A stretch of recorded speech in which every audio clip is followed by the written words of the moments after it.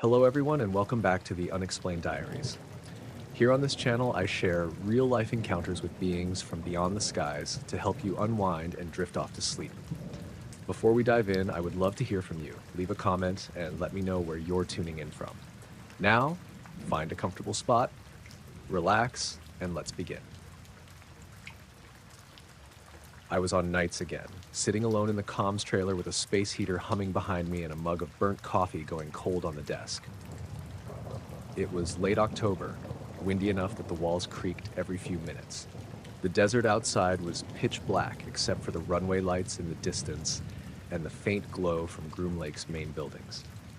My job was simple: monitor assigned radio bands, flag any unusual traffic, and keep the logs clean. 90% of the shift was dull. Static, encrypted bursts from aircraft, occasional check-ins from ground crews, nothing dramatic. Around 1:40 a.m., I was scanning through the mid-band frequencies when something hit my headset hard, like a jolt of noise. Just a short burst of audio, less than a second, but sharp enough that I took the headphones off instinctively. I rewound and played it again. It wasn't like any call sign, not even the scrambled ones the test flights used. It sounded layered, like 2 or 3 voices speaking at once, but not in unison. More like overlapping syllables, none of them forming actual words. There was distortion too, but not the usual kind. This had a mechanical edge, like metal bending underwater. I listened again. Same strange jumble. I checked the log to see what timestamp the system assigned. Nothing. The software had flagged audio anomaly with no source ID. It hadn't even labeled the frequency. I tried to isolate it manually, pulling up surrounding time blocks and inspecting the waveform. The burst was there, just this dense spike that didn't look like any transmission I'd seen in my years doing this. I saved it as a clip so I could attach it to a report later. When the window popped up for the file name, I noticed something off. The preview waveform showed flat silence. I thought it was just the thumbnail failing to render, so I reopened the file. It wouldn't play. Just an error saying the audio was corrupted. I tried again, exporting it in 2 different formats. Same thing, corrupted. The original recording on the main system still existed, so I hit play on that file. Silence. Not even static. Just a dead, empty track. I checked the timestamp again. The system now showed no activity for that minute. I rubbed my eyes, wondering if I'd imagined the whole thing, but the spike had been right there a few minutes before. I knew I hadn't hallucinated the sound hit hard enough to make me jump. While I was rechecking everything, I heard something unusual outside. A faint tapping on the trailer wall. Not knocking. More like something brushing against the metal siding. The wind was blowing from the south, but the sound came from the opposite side. I looked at the small window, but it was too dark to see anything. The tapping stopped after a few seconds. I put my headset back on and resumed scanning, trying to focus on work. A few normal transmissions came through. Routine stuff. For a moment, I convinced myself the earlier burst had been some kind of glitch. Then, around 2:15, another spike hit the system. This time I caught it visually before listening.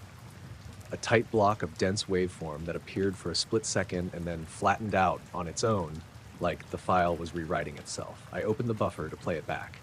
The audio was there, distorted, layered, maybe even faster than the first one. It wasn't quite voices, but it wasn't just noise either. The closest thing I can compare it to is people whispering through a fan, but multiple layers at different speeds. It lasted maybe half a second. Before I could save it, the waveform blinked and disappeared. The entire track rewrote itself to silence. I didn't touch anything. I just sat there staring at the screen. The heater behind me clicked off and the sudden quiet made the whole trailer feel colder. I switched to an external recorder I kept for redundancy, a cheap little handheld unit. I set it next to the monitor and waited, listening through the speakers instead of the headset. Around 2:40, something came through again. Not the same burst. This one was softer, like the layers were fading in and out. A ripple of overlapping tones, rising and falling, almost patterned but not rhythmic. I pressed record on the handheld and captured several seconds before the transmission faded. I stopped the recorder, rewound it, and hit play. All I heard was wind and the faint sound of me shifting in my chair. I checked the file properties. The recorder had saved it, but the waveform looked nearly flat. No sign of the layered tones I'd heard in the room. I played the raw desktop feed again. Gone. I sat there with my hands pressed against my forehead, trying to figure out what I was doing wrong. I'd been doing this job long enough to know the difference between interference and whatever this was. Around 3:10, the lights in the trailer flickered. Not off, just dim for a second. The radio screen stayed on, but the air felt strange, like the pressure changed. My ears popped the way they do when you're driving up a mountain. The heater turned back on by itself, even though it usually needed a manual reset after a power dip. Then the boards lit again. Another alert. Unclassified audio detected. Source unknown. A burst flashed in the waveform window, but didn't stay long enough for me to hit play. Just a flicker of data, and then nothing. I stood up, mostly because sitting still felt impossible. I cracked open the trailer door and stepped outside. The wind had died completely. The sky was dark, cloudy, no stars showing. The desert felt muffled, like all the usual ambient noise had been cut out. I walked a few steps from the door and looked toward the test hangars. Nothing unusual. Lights glowing, the same as always. But the air still felt heavy, thick. I went back inside. No new alerts, no audio. Everything looked normal again. At 6 a.m., the day shift arrived. My replacement, a guy named Rains. Solid worker, usually easy to talk to. I explained what had happened, but he just stared at the screen and said the logs didn't reflect any anomalies. I told him they had earlier, but he shrugged. If it's not in the system, it didn't happen. I went home tired, replaying the sounds in my head. I tried to describe them to myself, but they were already hard to pin down, like my memory was smoothing them out. I kept thinking about the layered quality, how none of the tones matched, how they all blended into something that didn't feel like it came from any aircraft. Later that afternoon, before going to bed, I checked the handheld recorder again. The files were still there, still empty. But when I put on headphones and turned the volume all the way up, I thought, just for a moment, that I heard something under the wind. Not whispering, exactly. More like the echo of syllables someone had erased too quickly. By the next shift, nothing else happened. The frequencies stayed clean. No distortions, no bursts, no corrupted files. But the logs from that night never came back. Every entry I made between 1:30 and 4 a.m. was gone, replaced with routine system checks I didn't run. My supervisor said it was a syncing issue. I didn't argue. I knew what I'd heard. I woke up around 3 a.m. because my sleeping pad was vibrating. It wasn't shaking hard, just this steady, low hum coming up through the ground, like someone had parked a generator underground. At first, I thought it was my imagination. I'd hiked most of the day before, set up camp just after sunset, and crashed hard. I was maybe 10 miles from the closest paved road, out in a stretch of desert that was mostly empty except for scrub and old fence posts. I knew I was somewhere south of the restricted boundary, but still far enough away that nobody cared. The hum kept going, though, slow, even, almost rhythmic. I felt it more than heard it. I unzipped my tent halfway and poked my head out. The air was cold enough to make me cough. No wind, no insects, just this strange vibration under me. I sat up fully and crawled out. My boots were freezing. I pulled on a jacket and looked around. The desert was dark, but not pitch black. There was a half moon somewhere behind thin clouds, just enough light to see the outline of my pack and the rocks nearby. The hum got slightly louder when I stepped away from the tent, like the ground was a speaker and I'd walked closer to the source. I turned in a slow circle, trying to figure out what direction it was coming from. It didn't seem to have one. It felt like it was everywhere at once. That's when I noticed the lights. 3 pale dots in a straight horizontal line, high up but not space high. They looked like they were just hovering above the desert, completely still. No blinking, no movement, no sound. For a good 30 seconds, I didn't even think about grabbing my phone. I just stared. The lights weren't bright like aircraft lights. They were dim, almost washed out, like distant stars, except they were too close and too perfectly spaced. I finally thought to check the time, 3:04 a.m., and then I held up my phone and hit record. The screen showed nothing, just black, like the camera couldn't see the lights at all. I tried zooming, tried tapping to focus, still black. The humming under my feet pulsed once, harder than before. Not enough to knock me over, just enough that my knees tensed automatically. The lights didn't react, they didn't shake or flicker, they just hung there. I kept watching, trying to make sense of them. I'd camped a lot, all over Nevada and Utah, and I'd seen aircraft test flights before. Drones, helicopters, weird military stuff. Nothing behaved like this. A plane would have had sound, a helicopter would have had movement, even drones make a buzzing that echoes. These lights were silent. Around the 7 or 8 minute mark, I started feeling uneasy. Not scared exactly, just aware of how alone I was. No one around for miles, nothing but cold air and silent desert. My phone recording was still running. I held it up again and swung it toward the lights. The screen stayed black except for the timestamp. The hum softened a little.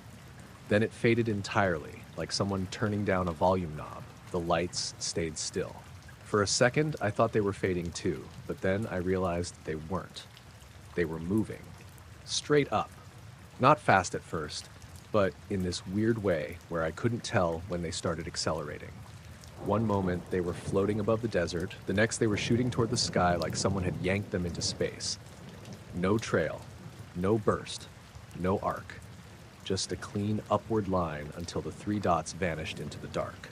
I stood there long after they disappeared, waiting for another hum or flash or anything. The desert went back to being normal. A little wind picked up, brushing against the tent. I checked the ground with my boot a few times. No more vibration. When I got back inside the tent, I replayed the video. It was just darkness and the sound of wind hitting the microphone. No lights, no hum, not even my breathing. I stayed awake until dawn, halfway expecting the hum to come back. The sun came up pale and cold, lighting the rocks and tent poles like nothing had happened. I packed slowly, checking the sky every few minutes. Nothing there but a couple thin clouds drifting east. On my hike back toward the road, I kept thinking about how long the lights had hovered. Nearly 10 minutes. Nothing mechanical I knew could stay that still without drifting. Even satellites move across the sky. The ground didn't hum again the whole walk out. I told myself maybe it was some kind of underground test. Maybe the lights were flares I misjudged. Maybe exhaustion made everything seem stranger. But I'd been awake, fully awake, by the time the hum faded. And those 3 lights had moved straight up, not sideways or out of sight behind a ridge. When I reached my car, I checked the video one more time before driving out. Still nothing but black. The rest of the day felt off. The desert looked the same, but it felt heavier, like I'd camped too close to something I wasn't supposed to notice. The phone recording never changed. No matter how many times I replayed it, it was just wind and darkness, like the camera hadn't been pointing at anything at all. Image, I was only supposed to be at Area 51 for 2 weeks, while my unit back at Nellis worked through a staffing shuffle. Temporary assignment, nothing special. I'd been an Air Force mechanic for 8 years, mostly F-16s, sometimes the odd support craft. I wasn't cleared for the interesting stuff, and I wasn't expecting to be. They told me I'd be doing routine inspections, tooling checks, and whatever else they didn't feel like handing to the permanent crews. The first weird thing happened on my 3rd night shift. Cold, dry wind outside, one of those desert nights where sound carries too far. I was doing a parts run between Hangar B and the machine shop when I noticed a door cracked open in Hangar D. I hadn't seen anyone go in, and the shift schedule didn't list any repairs happening there. I figured someone forgot to lock up, so I stepped inside to check. The lights were low, just the security strips along the floor. For a second, I thought the place was empty. Then my eyes adjusted and I saw a shape at the far end of the hangar. A jet, sort of. At least it had the general silhouette of one. But the surface, it didn't look right. There were no seams, no rivets, no access panels. Just one continuous surface from nose to tail, like someone had poured the whole thing out of molten metal and let it cool. I walked closer, slow, trying to place the model. The wings blended into the fuselage without any edges. No serial numbers or stencils. No intake grates. Nothing. I stopped about 3 feet from it. The metal looked matte from a distance, but had this strange depth to it up close, like it wasn't totally opaque. I reached out and touched it with my fingertips. It was warm. Not hot like it had been running, just a little warmer than the air, like a person's skin. I jerked my hand back without meaning to. Machines don't stay warm in a cold hangar unless someone powered them recently. But there weren't any crew around. No tool carts, no signs of a maintenance job in progress. I didn't hear footsteps either, but I suddenly had that feeling you get when someone's watching you. When the air seems to shift behind you, even though nothing moves. I turned around. Nobody. The hangar was silent, except for faint buzzing from the overhead lights. I stood there another minute, staring at the thing, trying to find anything familiar on it. Panel lines, removable components, fasteners. Nothing. Its nose cone didn't even have the usual access points. The canopy, if that's what it was perfectly smooth too, no hinges or frame. My badge shouldn't have opened that hangar door. That thought hit me as I backed away. Hangar D was restricted to project crews I'd never met. The fact that the door opened for me made even less sense. I left as quietly as I could and didn't log anything. I barely slept the next morning. When I came back on shift the next night, I tried convincing myself I'd misread the situation. Lack of sleep, weird lighting, some experimental airframe I wasn't supposed to recognize. Stuff like that lurked around bases all the time. But halfway through the shift, I walked past Hangar D again. The door was closed. Locked. No lights inside. I scanned my badge just to see. Red light. Access denied. My stomach dropped. I flagged down a staff sergeant named Hale who'd been there longer than almost anyone. Was there work scheduled in Hangar D last night? I asked him. He frowned. Hangar D's been empty for a week. That's not what I saw. Well, that's what the sheet says. I asked who else was assigned there. Project teams only, not us. That was supposed to be the end of it. But the way he said it felt off, like he wanted the conversation over before it even started. I went through the rest of the night feeling wired, checking shadows twice, jumping at sounds I normally ignored. Even the routine maintenance tasks felt strange. Every jet I inspected suddenly seemed too normal, too familiar, like I'd been working with toys and stumbled across the real thing by accident. The next day, I couldn't stop thinking about the warmth of the metal under my fingers. On my final night before rotating out, I gave in and walked toward Hangar D again, telling myself I just wanted to prove nothing unusual was there. The compound was quiet, only the wind rattling a loose cable somewhere. When I reached the door, Hale was standing outside it. He wasn't smoking or checking a clipboard, just standing there like he'd been waiting. "You lost?" he asked. "No," I said. "Just headed to the machine shop." "That's the other direction." "Oh, right." He didn't move aside, didn't look impatient. But there was something in his expression that told me I wasn't supposed to be near that door. Not tonight. Not any night. I nodded and walked off. When I reached the shop, I turned around. Hale was still at the door, watching me. That was the last night of my assignment. By the time I returned to Nellis, I convinced myself the jet was some prototype I wasn't cleared to see, and someone had screwed up a lockout tag or a badge restriction. Still, a week later, I emailed a guy I knew in logistics on the Groom Lake side. I asked if he could send me the updated inventory sheets for Hangar D. I made up a reason about misplaced parts. He sent them. Hangar D was marked vacant. No aircraft, no special projects. Nothing. I stared at the file so long my laptop dimmed and went dark. I started wondering if I really had gone into the wrong building that first night. Maybe I mixed up the labels in the dark. Maybe I imagined the warmth, the smooth surface, the lack of seams. 2 days later, Hale emailed me. No subject line, no signature, just one sentence. "You didn't walk into the wrong building. You just don't need to walk into it again." That was the only acknowledgement I ever got. The next week, the email was gone from my inbox. Deleted. Not archived. Gone. I didn't delete it. I didn't ask questions. I didn't try to go back, and I never touched metal like that, ever again. I was 3 days into a contract job when it started getting weird. I'm an independent security tech. Mostly warehouses, schools, the occasional casino.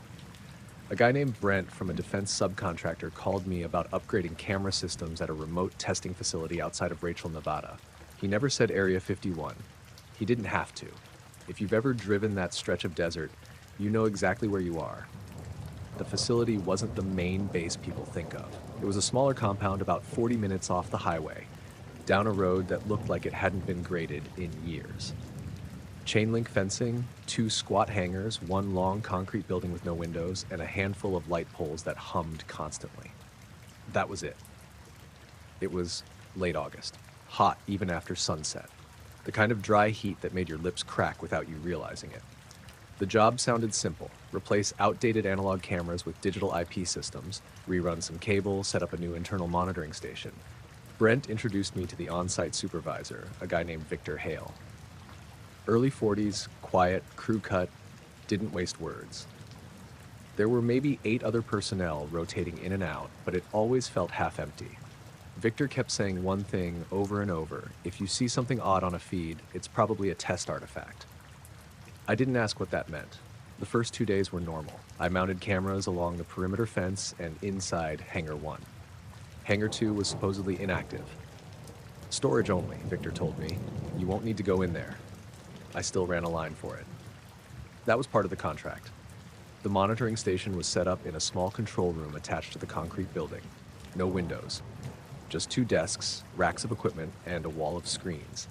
I configured everything myself, so I knew the system inside out. There was no wireless trickery, hard lines, redundant storage, local backup.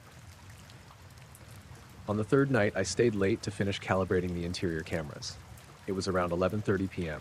The sky outside had that washed-out look from the security lights reflecting off dust in the air. No moon, no clouds, just flat black beyond the fence. Victor had left around 9. A younger guy named Eli was technically on overnight duty, but he mostly sat in his truck near the gate. I was alone in the control room. That's when I noticed the first glitch. It was camera H203, mounted high inside Hangar 2, angled toward the far wall. The hangar lights were off, but there was enough spill from outside to see shapes inside. Crates, covered equipment, a scissor lift parked near the center. The feed didn't go to static. It didn't cut out. Something moved across the frame. At first, I thought it was compression lag, but this wasn't a choppy blur.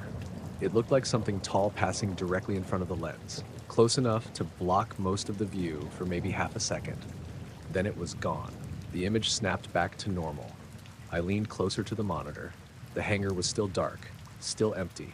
I scrubbed back the footage 10 seconds. Nothing. I went back another minute. Still nothing.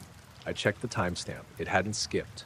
No dropped frames. I watched it live for another 5 minutes. No movement. I told myself it was a calibration hiccup. The system was new. Firmware glitches happened. But something bothered me. The way it moved. It wasn't quick like a bird or debris. It was smooth, vertical, like someone walking very close to the camera. I called Victor. He answered on the second ring, sounding wide awake. "There shouldn't be anyone in Hangar 2, I said. "Correct," he replied. "I just saw movement on the feed." Silence. Not confused silence. More like waiting. "Probably a lighting shift," he said. "Thermal expansion. Metal surfaces can cause distortion." That wasn't distortion. Make a note of it in the log. That was it. No follow-up questions. I got up and walked outside. The air felt thicker than it had earlier. No wind, just that low electrical hum from the light poles. Hangar 2 was about 60 yards from the control building. The big sliding doors were closed and padlocked. I walked around the side. No vehicles. No footprints in the dust except mine from earlier that afternoon. I stood there longer than I needed to. There was no sound from inside, no machinery, nothing shifting. I went back in.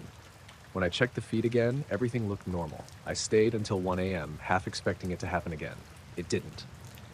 The next day, I pulled the archived footage from the server to review it properly. The glitch wasn't there. Not erased, not corrupted. It just wasn't there. The timeline showed continuous footage.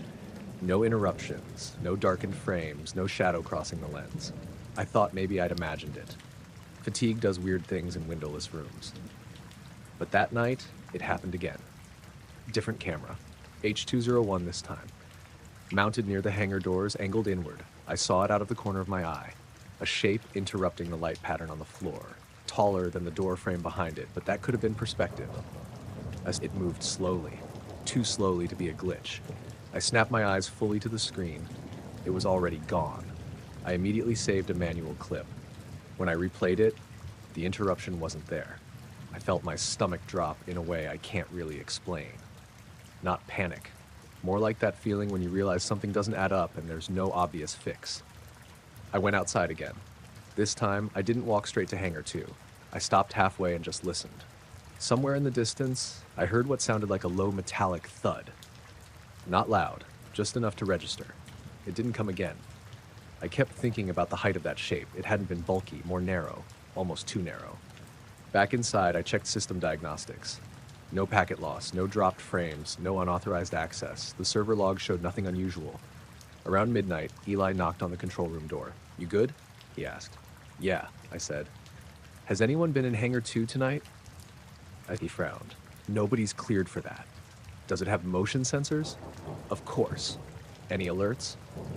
He shook his head. He didn't ask why I was asking. After he left, I watched the feeds without blinking for nearly an hour. At 12:47 a.m., all 3 interior cameras in Hangar 2 flickered at the exact same time. Not off, not black, just a subtle dimming, like something passed between the lights and the floor. I leaned forward, the feeds stabilized. Then I noticed something else. The scissor lift in the center of the hangar looked off. It had been angled slightly toward the east wall earlier that evening. Now it was straight. I told myself I was misremembering. I pulled up footage from earlier that day. The archived clip showed the scissor lift straight, exactly as it was now. I sat back slowly, because I was sure, completely sure, that when I'd mounted H-203, the lift had been angled. I'd even adjusted the camera to avoid glare from its metal railing. I called Victor again. This time he didn't answer. Around 1:15 a.m., I heard it. Not through the cameras, through the wall. A dull, rhythmic sound, like something heavy shifting its weight on concrete.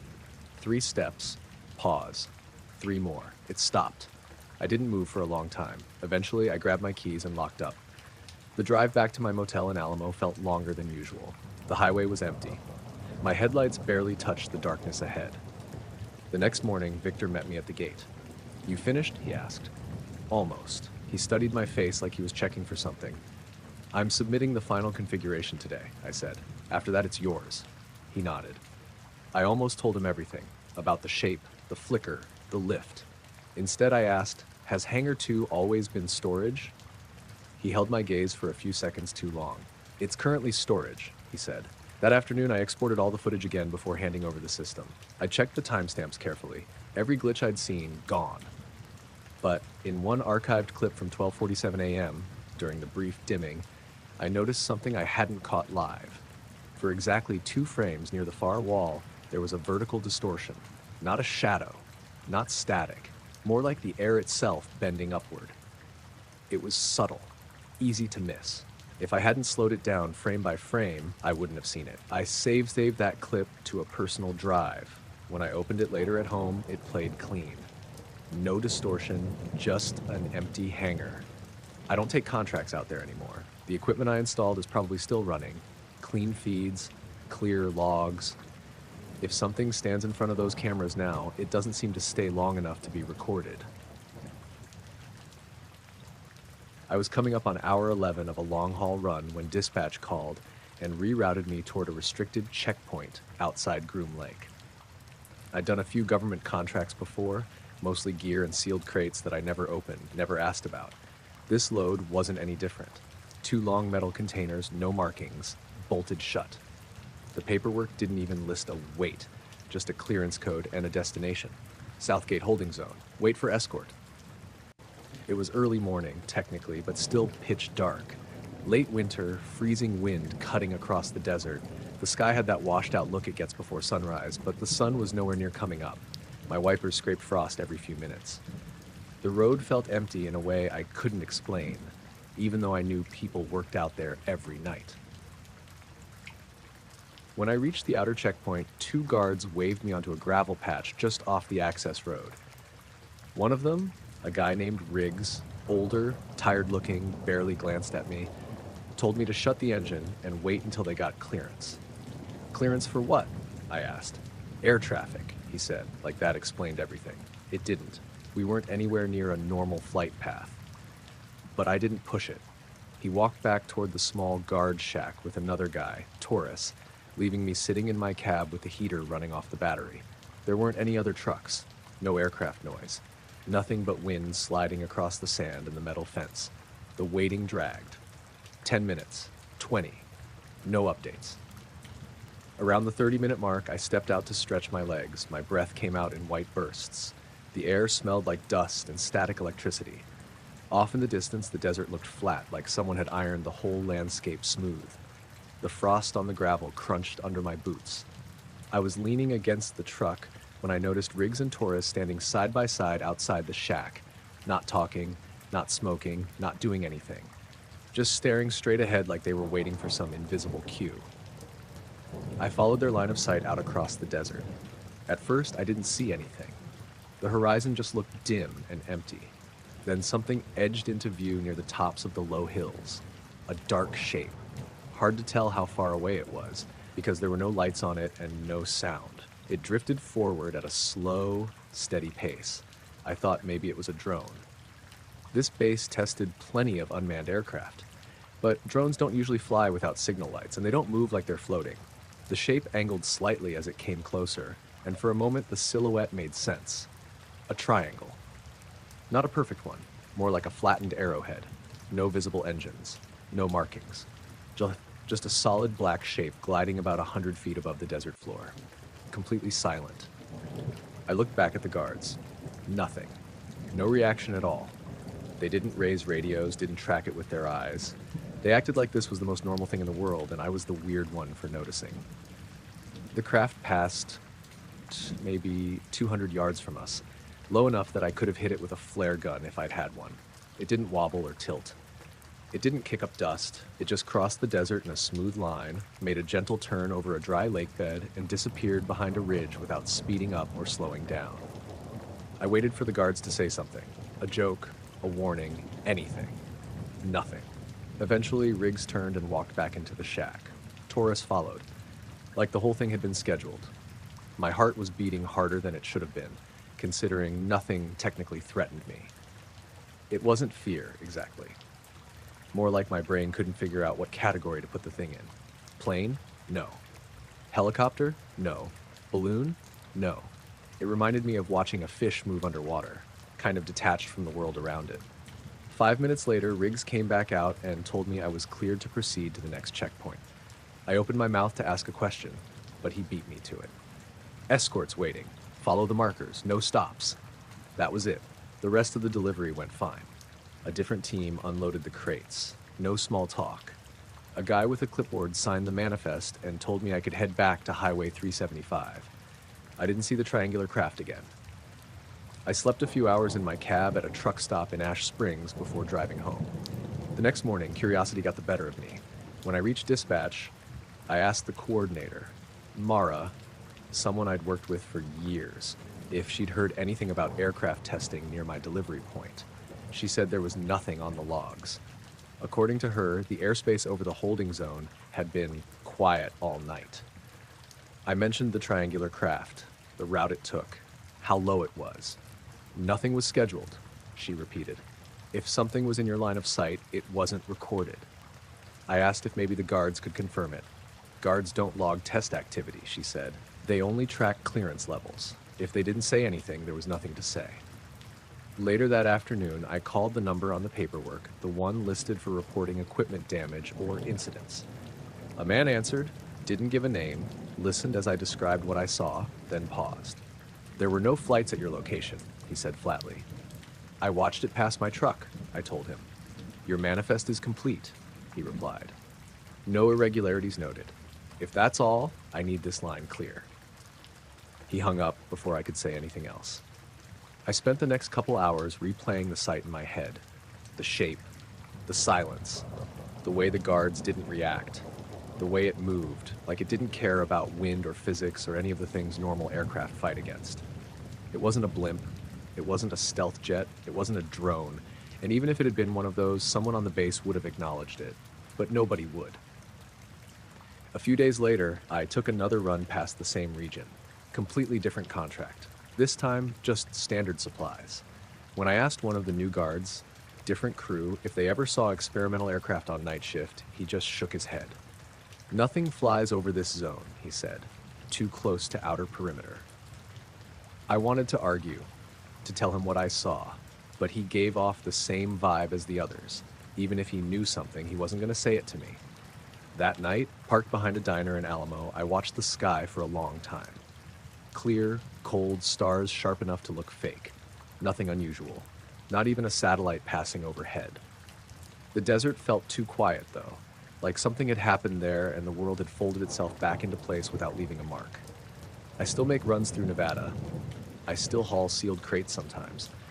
But every time a guard tells me to wait for air traffic, I keep my eyes on the horizon, wondering if that same black triangle is going to drift by again, silent and slow, like it never needed permission to be there in the first place.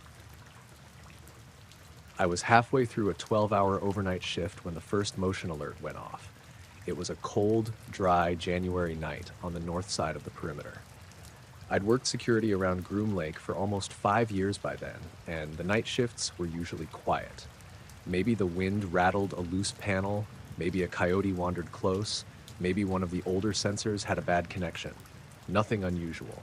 But this alert came from Sector 4, a stretch of fence that almost never gave us trouble. No wildlife, no dunes shifting against the posts, no blind spots. I acknowledged the alarm, pulled up the thermal feed, and saw nothing. Just the fence line and desert beyond it, all cold blues and grays. I logged it, cleared the alarm, and went back to paperwork. 5 minutes later, another alert. Same sector. Same spot, almost exactly. I opened the thermal again. Still nothing. This time I switched to the low-light camera. The image was grainy, but clear enough to see there wasn't anything near the fence. No shadows, no movement, not even blowing dust. I called it in to the rover unit, just one guy, Diaz, doing drive-arounds. He didn't sound thrilled about heading to the far side of the perimeter, but said he'd check it out. While he was on his way, a second alert popped up. Sector 4 again, but 20 yards to the east. Before I could even click it, a third alert triggered. Then a fourth. By the time Diaz radioed that he was pulling up to the east access road, the alarms were tripping one after another in a straight line, moving along the fence like something was pacing it from the inside. "Anything on thermal?" he asked. "Nothing," I said. "Feed's clean." He walked the fence. I could see his heat signature on thermal, bright orange against the dark. I told him where the last alert had come from. He swept his flashlight along the gravel and the bottom of the fence. Nothing there. "There's no wind," he said. "Nothing touching the wire." The alarms kept moving. Now they were triggering west of him, one at a time, evenly spaced, like something shifted direction.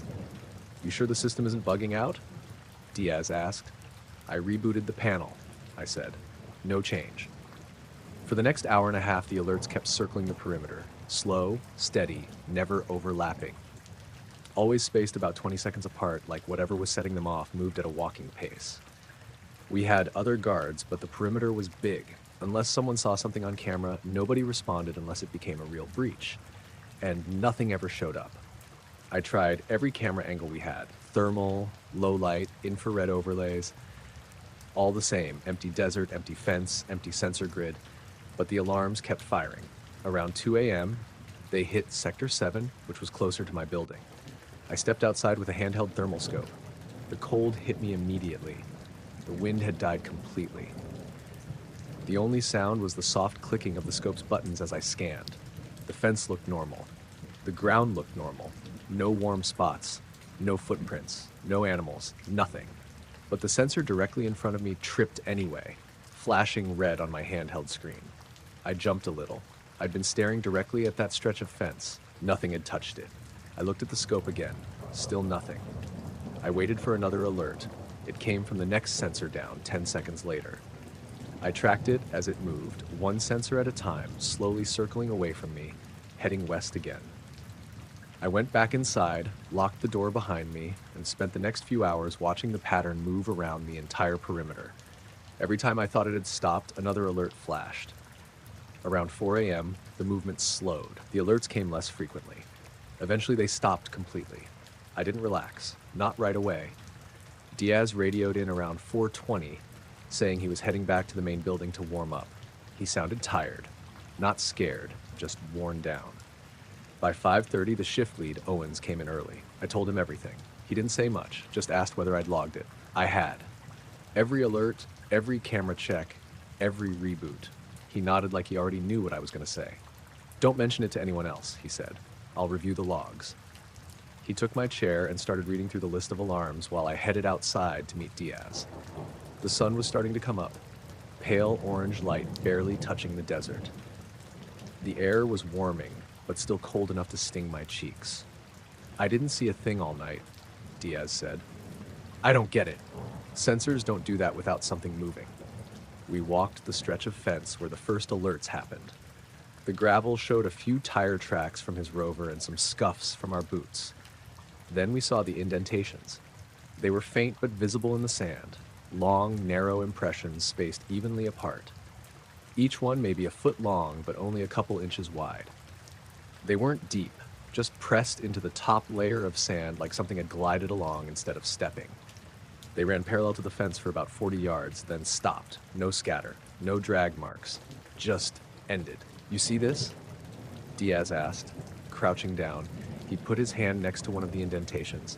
Too narrow for a boot, too long for a paw. "Not a tire either," I said, and too evenly spaced. He ran his fingers over the sand. Whatever made this wasn't heavy. We followed the line until it faded into flatter ground. No more marks, just normal sand. We checked the west side too. More of the same, in little broken stretches, narrow indentations spaced perfectly, always near the sensors that had tripped.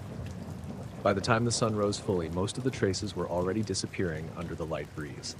Nobody else on shift commented on them. Later that morning, Owens called me into the office. He handed me a printed report. It listed exactly 0 alarms for the night. "System errors," he said. "Already corrected." "That's not what happened," I said. He didn't answer. "And the marks in the sand." "Wind patterns," he said. "Happens out here." I stared at him. He didn't look angry or nervous, just resigned. After my shift ended, I walked out to my car feeling like I'd been up for days. The daytime crews were rolling in, yawning, holding coffee cups, talking about weekend plans. Everything looked normal. I checked the perimeter one last time before leaving. The sand was smooth again. Whatever we'd seen was gone. My final 2 nights on that assignment were uneventful. No alarms, no vibrations, no strange marks. The sensors behaved the way they were supposed to.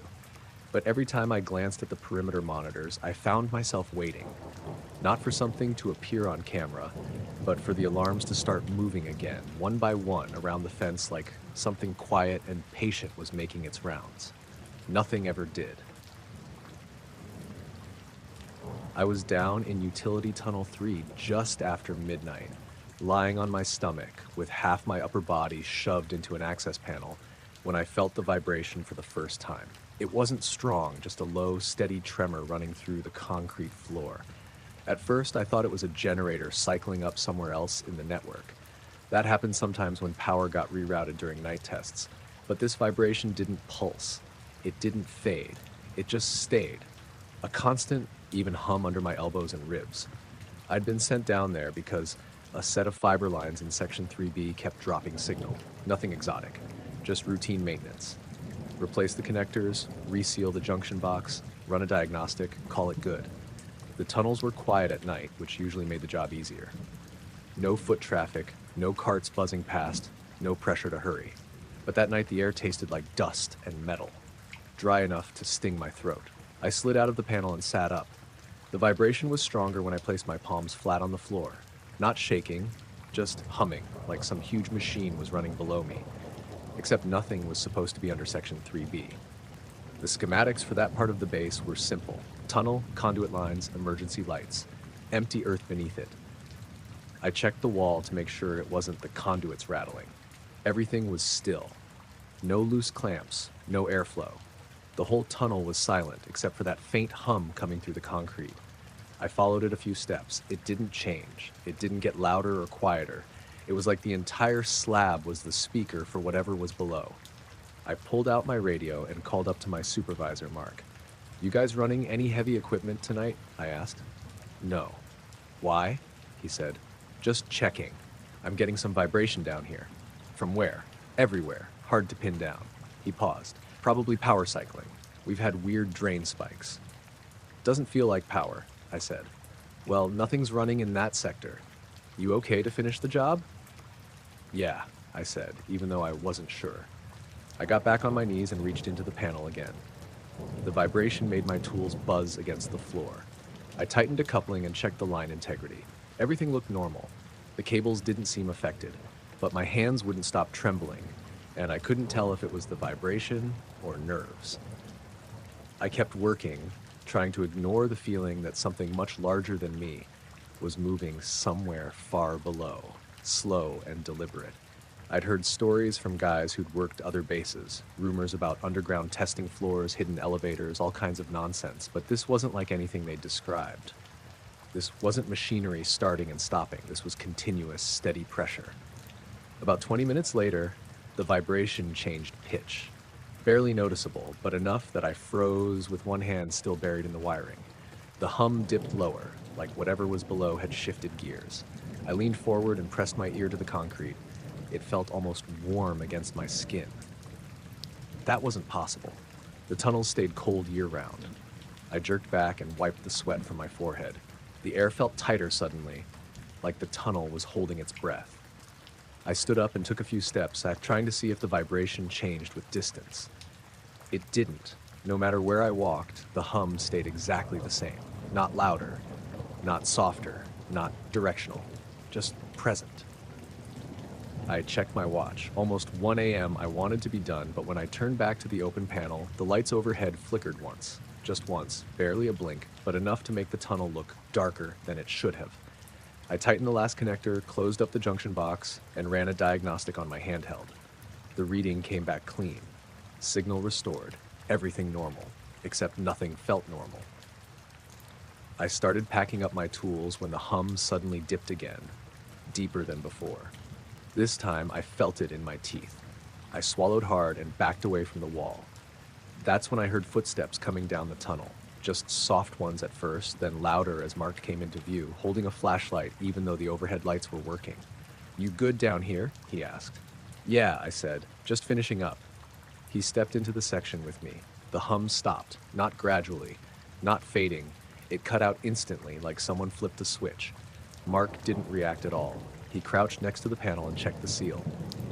"Looks fine," he said. "You fixed the drop?" "Yeah," he nodded and stood again. "Then you're done. Let's get upstairs." I didn't move at first. I was waiting for the vibration to come back, or for him to mention it, or for anything to acknowledge what had been happening. But the tunnel was silent. Just the faint buzz of the overhead lights and the sound of our breathing. "You don't hear that?" I asked. "Hear what?" "The vibration from earlier." Mark sighed like he didn't want to have the conversation. "Power cycling. Happens all the time." This wasn't power. "There's nothing under this section," he said, not meeting my eye. "You've seen the schematics." I know what I felt. "Long night," he said. "Let's go." He walked back toward the access ladder. I followed, but slowly. Halfway up, I glanced back into the tunnel. It looked empty. Normal. Boring, even. But something about the concrete floor still bothered me. I couldn't shake the memory of that warmth against my ear. When we reached the surface level, I checked the system logs. No anomalies, no power fluctuations, no alerts. The timestamp for the moment the lights flickered wasn't even listed. I asked Mark if he saw anything weird in the logs earlier. "Nope," he said. "Everything's green." He shut the folder and gave me this tight smile that didn't reach his eyes. "Get some rest. You're overthinking it." I didn't argue. I clocked out, drove home, and lay awake for hours replaying the sensation in my head. The schematic said there was nothing underneath that tunnel. The logs said nothing happened. Mark said it was power cycling, but I knew what the concrete felt like. Steady, rhythmic, alive with something moving deep below where anything officially existed. And I knew it stopped the exact second he walked in. I saw the object about 40 minutes into a routine training flight. Late afternoon, winter sun dropping behind the mountains and throwing long shadows across the desert. The air was clear, smooth enough that the jet felt like it was gliding rather than cutting through anything. I was flying an F-15 out of Nellis, doing standard maneuvers near but not inside the restricted Groom Lake airspace. I'd flown that corridor hundreds of times. I knew every landmark, every checkpoint, every radio call. I was finishing a banking turn to the east when something caught my eye. Just a flicker of light at first, like a reflection off metal. At that altitude, reflections usually meant another aircraft, but nothing was supposed to be near me. The sky around me was clean. ATC had me alone in the block. I eased off the turn and leveled for a second. The reflection came again, this time clearer. Something metallic, maybe 100 yards off my right wing, matching my speed perfectly. I glanced at the HUD. Airspeed steady, no turbulence, everything normal, but the object wasn't normal. It didn't look like any aircraft I recognized. No wings, no tail, just an oval-shaped metallic form, smooth and bright like polished aluminum, but without glare. It didn't bob or drift the way another aircraft might in formation. It sat perfectly still relative to me, like we were tethered. My first instinct was that it had to be a drone. We shared the skies with all sorts of prototypes, and Groom Lake wasn't far. But drones don't fly that close to an active fighter without coordination, and they definitely don't hold position without even a hint of wobble. I rolled into a gentle right bank. The object moved with me, same angle, same arc, same rate. I pulled out of the turn and climbed. It climbed. I dropped a little altitude. It followed. No delay, no lag, just perfect mirroring. I radioed into ATC. Nellis Control, this is Archer 2-1. I have a possible air contact off my right side. Request confirmation. There was a pause. Archer 2-1, we show you clean. No traffic within 30 miles. It's pacing me, I said. Bearing 040, close range. Another pause. Longer. Negative contact, they said again. Confirm no optical artifact? I'm looking right at it, I said. I banked again, a little harder this time. Enough G-force to press me into the seat. The object stayed with me. No drift, no overshoot, no sign it existed on any instrument except my eyes. My pulse kicked up, but I kept my voice steady. I didn't want the controller thinking I was rattled. Control, are you absolutely sure nothing's near me? Affirmative, Archer 2-1, they replied. We're painting the airspace clean. Recommend you return to standard pattern. I didn't know how to respond. I glanced back at the object again. It hadn't changed size or distance. I couldn't make out seams or panels or even a reflection of my jet in its surface. The metal looked wrong, too smooth, too uniform. I shifted slightly in my seat and noticed something odd. Even though the sun was hitting it from the left, it didn't cast a shadow on my wing. At that distance, it should have. I banked left, away from it. It matched my move instantly, now on my left. Archer 2-1, report status, ATC said. I'm still observing the contact, I said, requesting confirmation from Groom Lake radar. Negative, maintain assigned airspace, do not approach restricted. I realized then that the object was between me and the restricted zone, pacing me right at the invisible line they always told us not to cross. I tried pulling altitude again, sharper this time. The jet strained slightly, but the object rose just as quickly, never changing its angle. It was like looking in a mirror, except there was no mirror, just this metallic shape pacing me in perfect silence. I didn't hear anything over the radio about it. No chatter, no scramble, no acknowledgement. If they knew something was there, they weren't saying it. A strange feeling washed over me. Not fear exactly, more like confusion mixed with a sense of doing something I shouldn't. I'd flown for years, done training with multiple countries, seen weird prototypes. Nothing ever matched this kind of precision. I forced myself to focus on procedure. Control, Archer 2-1 initiating return vector, I said. Something's off here. Copy, 2-1. Maintain heading 080, report when level. I took a steady left turn back toward home airspace. The object mirrored the movement again, but something about it shifted, just barely. Instead of staying exactly parallel to me, it rose a bit higher, wet, like it was gaining altitude while still pacing. It was subtle, but noticeable. I waited, hands steady on the stick, trying to predict what it would do next. Then, without any acceleration, it shot upward. No arc, no tilt. One moment it was beside me, the next it was a streak rising straight into the sky at a speed I couldn't begin to estimate. It didn't blur or distort, it just went. Gone in maybe half a second. I blinked hard, craned my neck upward, checked the mirrors. Nothing. Clear air. Empty sky. Archer 2-1 confirmed status, ATC said.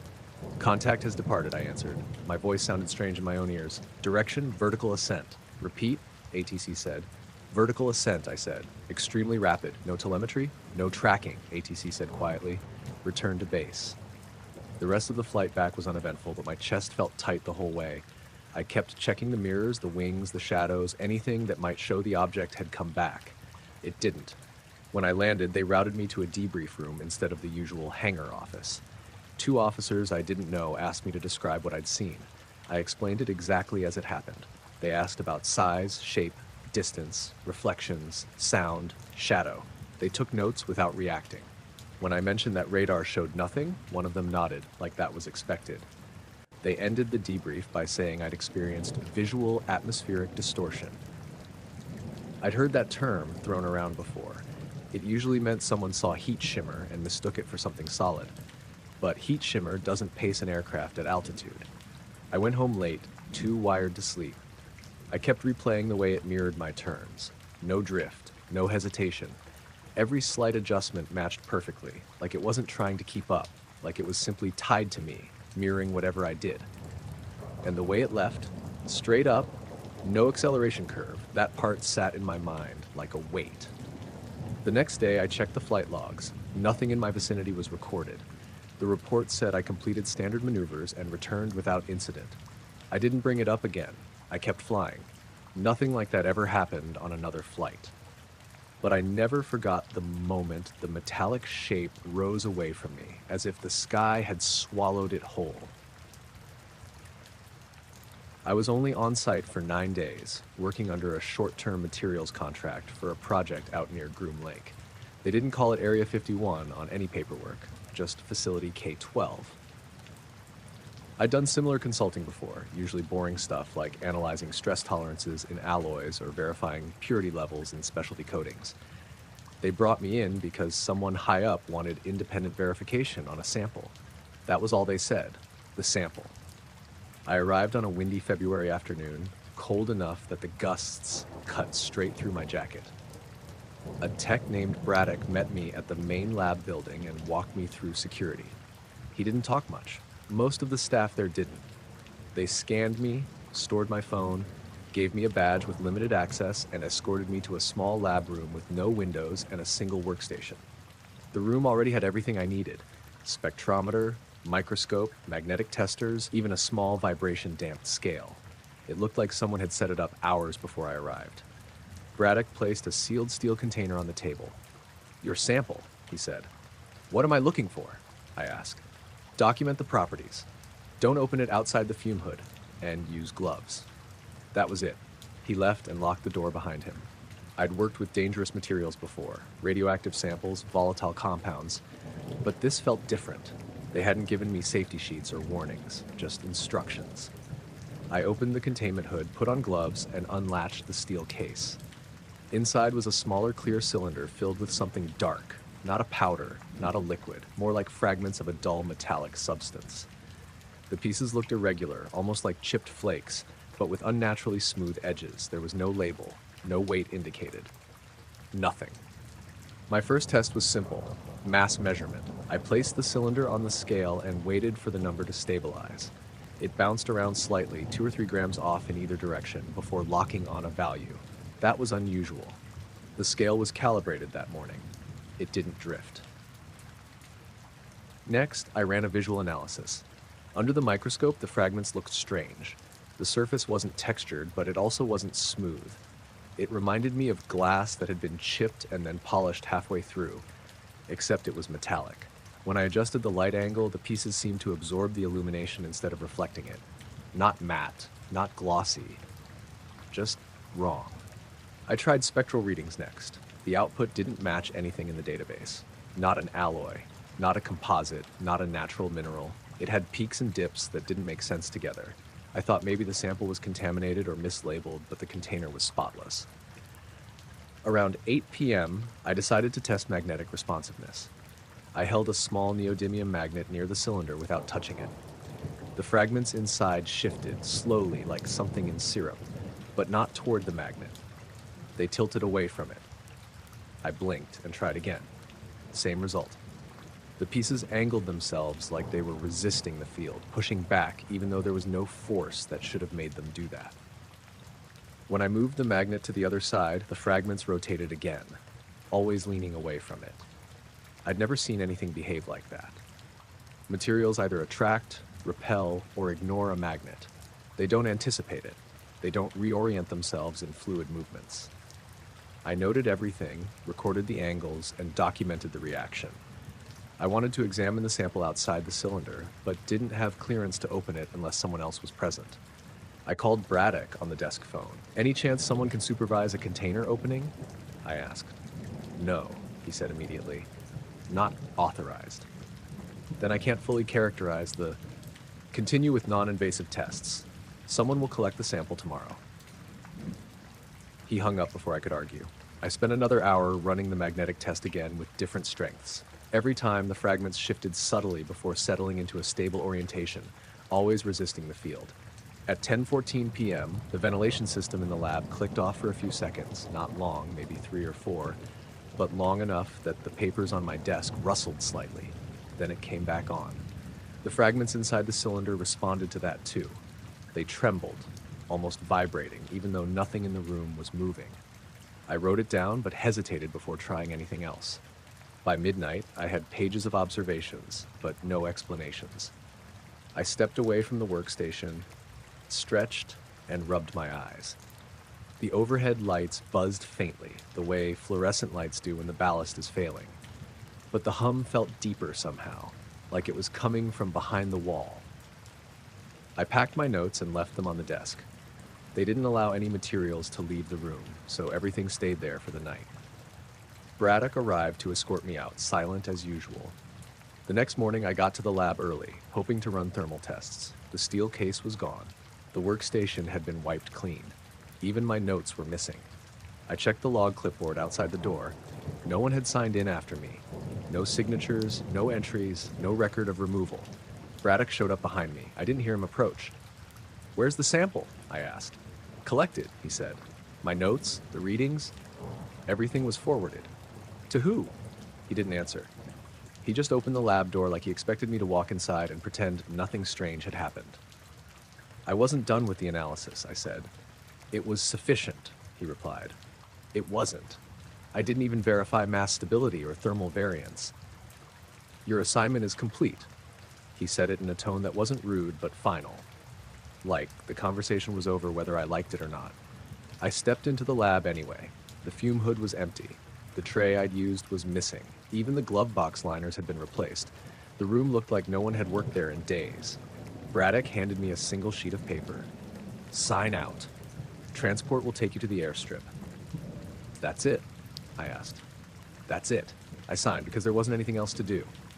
When I got back to my hotel in Alamo, I checked my laptop for the draft report I'd started. The file opened, but half the text was gibberish, symbols, blank lines, corrupted paragraphs. The parts describing the magnetic resistance were gone entirely. I had saved it locally, not on any network. I tried rewriting the missing sections from memory, but every time I thought back to the way the fragments moved, something felt off. The movements were slow, subtle, but too intentional, almost like the sample was reacting, not to the magnet itself, but to the approach of the magnet. I told myself it was an illusion, a trick of the fluid inside the cylinder, a misunderstanding of induction forces. But 2 days later, Braddock emailed me a single sentence: "Do not keep personal notes on classified materials." I hadn't told anyone about the corrupted file. I deleted the draft. I didn't hear from them again. But whenever I think about that sample, I remember the way the fragments leaned away from the magnet, slowly, as if they were aware of it before it even touched the glass. I was on the night shift again, sitting in the dim radar room with the hum of the consoles filling the air. The temperature was always too cold in there, like the AC was stuck on one setting, and the overhead lights flickered just enough to make you notice, but not enough to complain. It was early March, windy outside, sand hitting the side of the building in little bursts. The kind of night when even the coyotes stayed quiet. Most of my job was babysitting screens, monitoring air corridors, confirming transponder IDs, logging routine flight paths. 99% of it was dull. The restricted airspace around Groom Lake was usually clean, except for what we already knew was coming. At around 2:17 a.m., something hit the screen. Not literally, just a blip, one small green return in the dead center of the long-range radar sweep. It appeared for a single frame, maybe half a second, then vanished before the sweep even completed. At first, I thought it was noise. Radar does that sometimes. Temperature inversion, stray interference, even birds close to the dish if the wind kicks right. But this one had a velocity tag attached. It estimated the object's speed at something like Mach 20. Impossible. The system shouldn't have even assigned it a number like that. Normally, if something exceeds parameters, it flags the reading as invalid. But it didn't mark it invalid, it marked it event. Then the computer flashed a message. Data error, reclassified as glitch. I sat there for a second, hand hovering over the keyboard, trying to process whether I'd imagined it. The screen had already returned to normal, sweep lines gliding across clean airspace. I rewound the radar feed. The blip didn't appear in playback.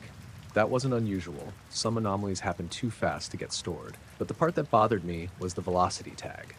The system doesn't just invent those. I logged the moment anyway, even though the software had auto-deleted the raw return. I kept the note simple. Errant sweep return, possible interference. About an hour later, during another sweep, I caught myself staring at the exact same spot on the screen. Nothing appeared. The room felt too still. Every shift has a few weird moments, but this left a pit in my stomach in a way I couldn't explain. I tried to shake it off, made coffee, walked around the equipment racks, sat back down. Nothing else happened that night. The next week, during another overnight shift, something similar happened. This time the blip appeared near the northern edge of our range. A single pulse, then gone. Velocity estimate, Mach 18. Same auto-delete, same glitch classification. But I noticed something strange. The system time-stamped the event 2 seconds before it appeared on the screen. That shouldn't happen. The radar sweep doesn't predict returns, it just reads them. I checked the server logs. No mention of the event. No errors. The line just skipped over that minute like nothing happened. The third time, I was prepared, almost hoping it would happen again just so I could prove to myself it wasn't some sleep deprivation trick. It was a windy night, mid-shift quiet, and I was leaning back in my chair when the blip flashed near the center of the screen. Same barely there pulse, same impossible velocity. This time the tag said Mach 22. My heartbeat actually lurched. I hit manual capture so fast I almost knocked my mug off the console. The system froze for half a second, then displayed. Capture failed. File corrupt. Playback remained empty, clean sweep, no anomalies. I leaned close to the monitor, scanning for any faint ghost return, but nothing showed. The airspace looked as untouched as a blank sheet of paper. I logged it again, even though I knew someone upstairs would roll their eyes and mark it as equipment drift. Still, I wrote it down. 3 events in 2 weeks. Same behavior, same pattern. The next night, my supervisor, Klein, stopped by the radar room. He was a tall guy, older, with a way of standing in doorways like he'd been doing it his whole career. "Got your anomaly reports," he said. "You think we need a recalibration?" "Maybe," I said, but the speed tags weren't random noise. The system interpreted something. He nodded like he was listening, but his expression didn't change. "If it happens again, run a self-test and call me." That was it.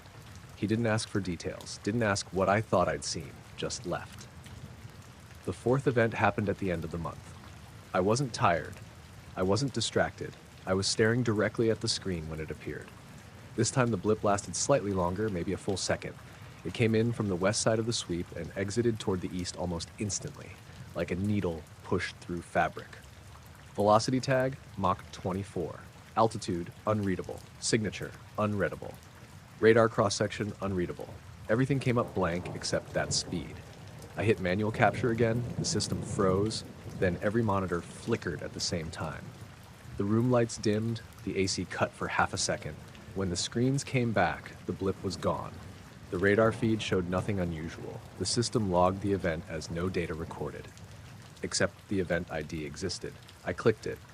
The file was empty, 0 kilobytes, but the timestamp was there, marked in red. The software wouldn't let me delete it, wouldn't let me open it, wouldn't let me move it. It felt like the system had seen something, stored something, then buried it under its own rules. I checked the raw antenna logs, something most techs don't bother with. They're ugly, high-volume strings of raw signal data. But they should have captured at least a hint of the return. There was a gap, a literal blank area, like someone highlighted a chunk of time and erased it. That had never happened before. I called Klein. He arrived 10 minutes later, quiet as always. I showed him the empty event file, the blank antenna log, the timestamp. He looked at the red mark for a long moment. Then he said calmly, It's a software glitch. It's the fourth time, I said. It happens. How would a glitch hit 4 different radar segments? 4 different sweeps, always tied to the velocity parser? He didn't answer. Instead, he told me to clear my logs for the night and restart the system. We're running a diagnostic at 400, he said. Go grab a coffee. I stepped out of the room because he asked, but I lingered near the hallway just long enough to hear him speaking to someone on the internal phone line. He said, "Another one," and then got quiet when he realized I was still nearby. When I got back, the radar system was mid-reboot and Klein was gone. The anomaly file was gone too. Not just overwritten, gone. The timestamp no longer existed. I didn't report anything else for the rest of the shift. I just watched the clean sweep for 4 more hours, waiting to see if the impossible speed blips would return. They didn't, not that night. Over the next week, nothing strange appeared on the screens. Routine traffic, clean returns, no gaps in the logs. But every time the radar sweep crossed the western edge of our range, my eyes locked onto that exact section of screen where the first blip had appeared. I kept waiting for another impossible streak, another red-tagged velocity, another moment the system failed to keep up with whatever had passed through. And even though the screen stayed empty, I had the same creeping sense every night, that something was moving out there, fast enough to outrun the radar, or fast enough the system pretended it hadn't seen anything at all. When the month ended, I checked the error logs for the whole period. They showed nothing. Clean system. 0 anomalies. But I knew what I'd watched. 4 times, something entered and exited restricted airspace in under a second. Too fast to track, too fast to capture, too fast for the system to even acknowledge. And every time it happened, the radar acted like it hadn't happened at all. I was waiting outside the east checkpoint with my truck idling low, trying to stay warm in the early spring desert cold. It was almost 2 a.m., clear sky, dry air, the kind of night where you could see every star like someone had scrubbed the atmosphere spotless. I'd done plenty of deliveries around Groom Lake before. Sealed crates, electronics, nothing special, and most of the time the guards waved me through after a few minutes. That night they told me to wait until clearance updated, which could mean anything from aircraft traffic to somebody higher up forgetting to sign a form. I stepped out to stretch my legs. The air had that sharp chill that gets into your teeth. There wasn't a sound except the hum of the truck's engine and the distant buzz of floodlights bouncing off the perimeter fence. The guards were inside the booth, arguing quietly about something, leaving me alone in the lot. I looked up at the sky because there was nothing else to do. I don't know much about constellations, but I recognized Orion and the cluster of the Pleiades. They were bright, crisp. The whole sky looked almost fake from how clear it was. Then, while I was staring at a patch of stars near the southern horizon, one of them blinked out. Just one at first. I thought maybe a thin cloud rolled through, but the rest of the sky stayed perfectly sharp. Then, another star next to it dimmed, then 2 more. It wasn't fast. It was slow enough that at first I doubted myself. The dimming happened 1 star at a time, like someone was lowering a curtain over that part of the sky. A dark shape, except I couldn't see the shape itself. Only its outline, defined by what it erased. I leaned forward without even meaning to. My brain kept trying to interpret what I was seeing as a cloud, but clouds don't make perfectly clean edges. And they don't stay pitch black against a sky that bright. This thing didn't glow, didn't shimmer, didn't distort anything around it. It just removed the stars behind it. The area it covered was big, maybe the size of a football field held up in the air, maybe bigger. It moved incredibly slowly, drifting north. If I looked directly at it, it felt like I saw nothing. But when I looked at the stars around it, the shape became obvious from the absence. I kept glancing back toward the guard booth, wanting someone else to see it, but not wanting to shout and sound crazy. They were still inside, heads down. Nobody came out. More stars disappeared as the shape glided overhead. No sound, no wind shift, no vibration. Nothing to tell me it was there except the way the sky was changing. My heart picked up in that weird, slow way where you don't even know if you're scared yet. I remember rubbing my arms like I was cold, even though it wasn't a cold kind of feeling. It was just pressure, like the air got thicker, even though I could breathe fine. The shape kept moving, drifting past the checkpoint and over the access road behind me. If I turned my head slightly, I could see the stars reappearing behind it after it passed, like they were being revealed again. Cleanly. Instantly. No fading in or out. It was like the thing had never been there at all. At one point, I held my breath because I thought I saw a faint outline, just the slightest curve where the edge caught the light wrong. But when I blinked, it was gone. All I could see was the hole it made as it crossed the sky. I checked the booth again, still nobody looking up. I thought about grabbing my phone, but I knew it wouldn't show anything. It was too dark, and the thing itself didn't have lights or shape or surface. It was only visible by subtraction. The drift sped up a little near the end, almost like a breeze caught it, though I didn't feel anything. It moved higher, angling upward slowly until the missing patch of sky got smaller and smaller. Then, without warning, all the stars came back, every single one. No fade in, just instant normal sky. I stared at the spot for another full minute, waiting for it to return. Nothing. A door opened behind me. One of the guards, Turner, a younger guy I'd chatted with before, stepped out and walked around the booth like he was checking the generators. "You good out here?" he asked. "Yeah," I said, still staring at the sky. Was anything moving up there just now?" He barely glanced upward. "No aircraft traffic tonight. Airspace is locked." "What about, like, something without lights? Something big?" He raised an eyebrow. "You see something?" I hesitated. The words felt stupid even before I said them. "I thought I saw a shadow, blocking stars." He looked up again, longer this time, then shrugged. "Crystal clear tonight. You probably saw a plane banking without strobes." "There wasn't any noise," I said. "They run quiet sometimes, classified stuff." Maybe that explanation should have comforted me, but it didn't. Planes don't erase constellations, and they don't drift that slowly. Turner checked his tablet, tapped something, then waved me forward. "Clearance updated. You're good to go."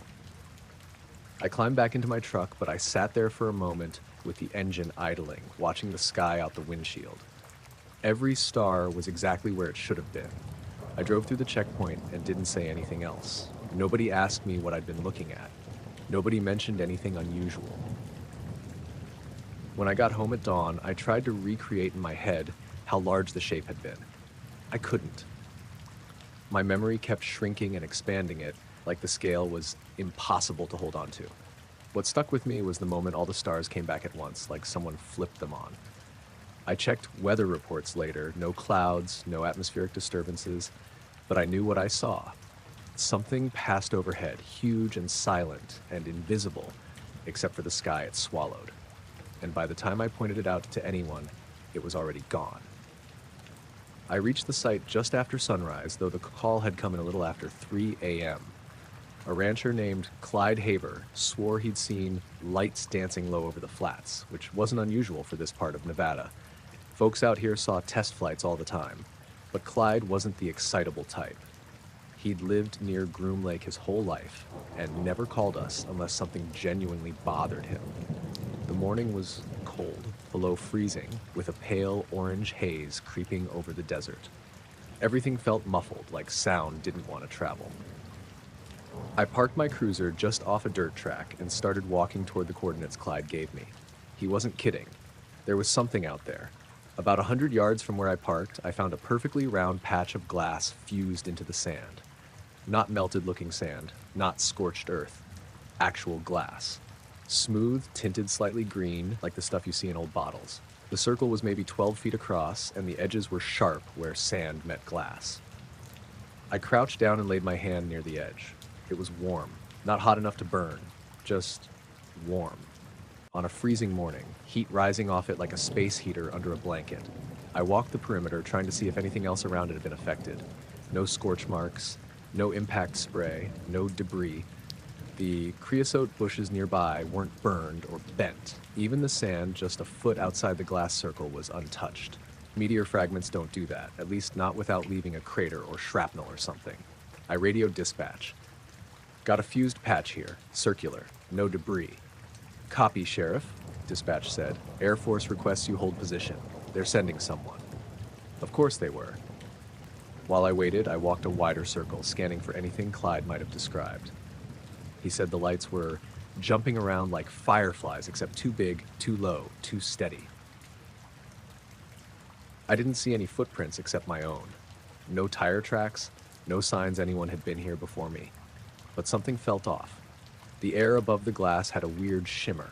Not heat distortion exactly, but something similar. Like looking at a mirage, except this wasn't the right temperature or time of day for that. I knelt again and touched the center of the glass through my glove. It was even warmer there. The heat didn't match the environment at all. The sun wasn't strong enough to warm anything that fast. And this wasn't just on the surface. It felt like the warmth was coming from below, radiating upward. A shape moved in the corner of my eye, and I stood up fast. Nothing there. Just the open desert and a few distant ridges. I rubbed my face and exhaled, watching the fog of my breath drift sideways. It hit me then that the glass patch wasn't giving off steam or fog, even though it was much warmer than the air. It should have made some kind of visible distortion, but everything stayed perfectly still above it except that faint ripple. I kept waiting. The Air Force finally arrived around 7:30. Two men in unmarked fatigues stepped out of a white truck. One introduced himself as Captain Rowe. The other didn't say anything at all. Rowe walked straight to the glass patch without asking me a single question. He crouched, touched the surface, nodded like he already knew what he'd find. "How warm was it when you got here?" he asked. "Still is," I said. "No change." "That happens," he said. "To fused sand?" I asked. "Meteor fragment," he said immediately. "Probably broke apart before impact. Heat flash can melt surface layers without leaving a crater. That's not how." I stopped myself. Arguing never helped with these guys. There's no entry trace, no debris, no trail, nothing overhead on the cameras. "Meteor fragment," he repeated. "We'll secure the site." He and the silent guy laid out small orange markers around the circle, then started taking measurements. They didn't act surprised by anything, not the warmth, not the perfect shape, not the lack of any other damage. I stepped back a few feet and watched. Rowe used a handheld device, looked like a thermal scanner, but he didn't show me the readings. The other guy placed small sample vials along the edge of the glass, scraping tiny bits into containers. "Anything else you observed?" Rowe asked. Just the warmth," I said. "And Clyde mentioned lights." Rowe wrote something on his clipboard. "Atmospheric reflections. Happens before meteors break up." "They were low," I said, "and moving sideways." He didn't respond. Suddenly, the breeze shifted. Just a small gust, but it pushed dust across the desert floor. When it reached the glass patch, the dust split around it, flowing in two clean paths like the air pressure was different above the circle. Rowe noticed. He glanced at the spot, then at the sky, then back at me. "We'll handle the rest," he said. "You can clear out." I stayed put. "I'm the reporting officer. I need something for Clyde." "Tell him it was a meteor fragment," he said again. "Nothing dangerous." The other guy stopped taking samples just then and stood still, staring at the center of the glass. His head tilted slightly, like he was listening to something. Rowe snapped his fingers at him. The man didn't react. "Heart?" Rowe said quietly. The man blinked, straightened, and resumed labeling containers. Rowe didn't explain anything. I walked the perimeter again, this time farther out. About 30 yards from the circle, I noticed something odd in the sand, tiny beads of greenish glass scattered like spilled pellets. Not fused, just loose. They were warm too, though not as warm as the main patch. I collected a few in a glove and brought them back. "Part of your meteor?" I asked Rowe. He didn't look at them. "Debris from the primary melt zone." "Then why aren't there more?" I asked. "And why aren't they cooling off?" He didn't answer. He just stepped between me and the circle, blocking my view. "Sheriff," he said, voice flat, "you've done your part. This is no longer your scene." I stood there for a few seconds, watching dust continue to divide around the circle like an invisible shield was pushing it aside. Then I turned and walked back to my cruiser. Before I got in, I glanced over my shoulder one last time. Hart, the silent man, was standing dead center on the glass, just standing there. No equipment, no tools, not touching anything. Rowe was several feet away, writing again. Hart lifted one hand slowly, like he was feeling the air. He stayed like that for a long moment. Then Rowe barked something at him, and Hart snapped back to work. I drove off without asking more questions. An hour later, when I checked the incident report system, the entire file was locked. Not flagged, locked. Even I couldn't open it. When I called to ask why, I was told the Air Force classified the event as an astronomical anomaly. But I kept thinking about that glass, the warmth that didn't fade, the perfect circle, the dust splitting neatly around it. Meteor fragments don't act like that. Nothing I know does. And whatever happened out there in the dark, it left no crater, no debris field, just a warm, silent circle of glass waiting in the middle of the desert. They came in around 2:40 a.m., which was already strange because the cafeteria technically closed at 1. I was the night cook, though, so I was usually still around prepping breakfast stuff. Cracking eggs into tubs, slicing fruit, restocking coffee. The night shifts were quiet, mostly security guys drifting through for caffeine or someone from the flight line grabbing leftovers before heading out. But this group wasn't like the usual late-night crowd. 4 of them walked in together, all wearing the same plain gray jumpsuits with blank badges. No rank, no unit, no name tapes. Just a barcode and a clearance stripe I didn't recognize. Their boots were clean, like they hadn't been outside. Their faces looked tired, but not in the normal way. More unfocused, like they didn't fully register where they were. They didn't talk to each other, didn't look at each other. They just lined up quietly at the counter while I scrambled to set out trays. "Morning," I said, even though it wasn't morning yet. None of them responded. One of the guards on late watch, Peterson, walked in behind them. He gave me this small nod that basically meant just roll with it. I'd learned early that there were parts of this base you didn't ask about. I served them eggs, toast, coffee. Their hands shook a little when they picked up the cups. Not like they were cold, more like they were worn out. One guy's pupils were huge, as if he'd stepped out of a dark room into bright light, even though the cafeteria was dim. They sat together, but didn't speak. They ate slowly, almost mechanically. After 10 minutes, they all stood at once, placed their trays on the rack, and walked out without a word. When they were gone, Peterson stepped up to the counter. "Don't log them," he murmured. "They're on a different manifest." That was all he said. The next time I saw them was a week later. Another quiet night, but this time it was storming. Wind hammering the siding, rain slanting across the windows. They came in soaked, even though the walkway from their building to ours was covered. Their jumpsuits clung to them like they'd walked through mist rather than rain. Same blank badges, same distant look.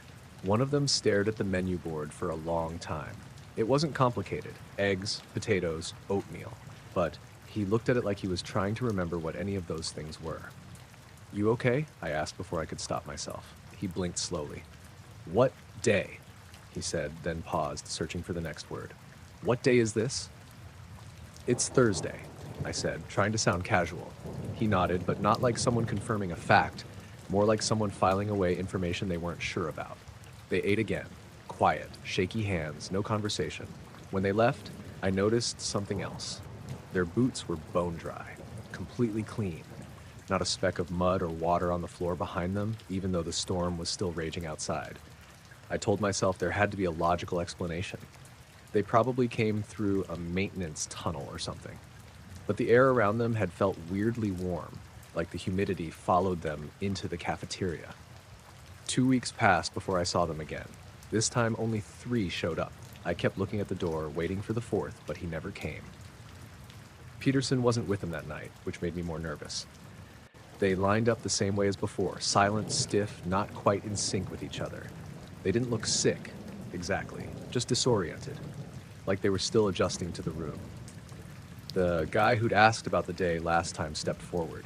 He looked slightly more alert than before, but still off, like he hadn't fully woken up. "What year is it?" he asked. He said it casually, like someone asking what time it was, not like someone confused about reality. I froze with the ladle halfway into the potatoes. 2024, I said. He frowned. Not shocked, not frightened, just mildly confused.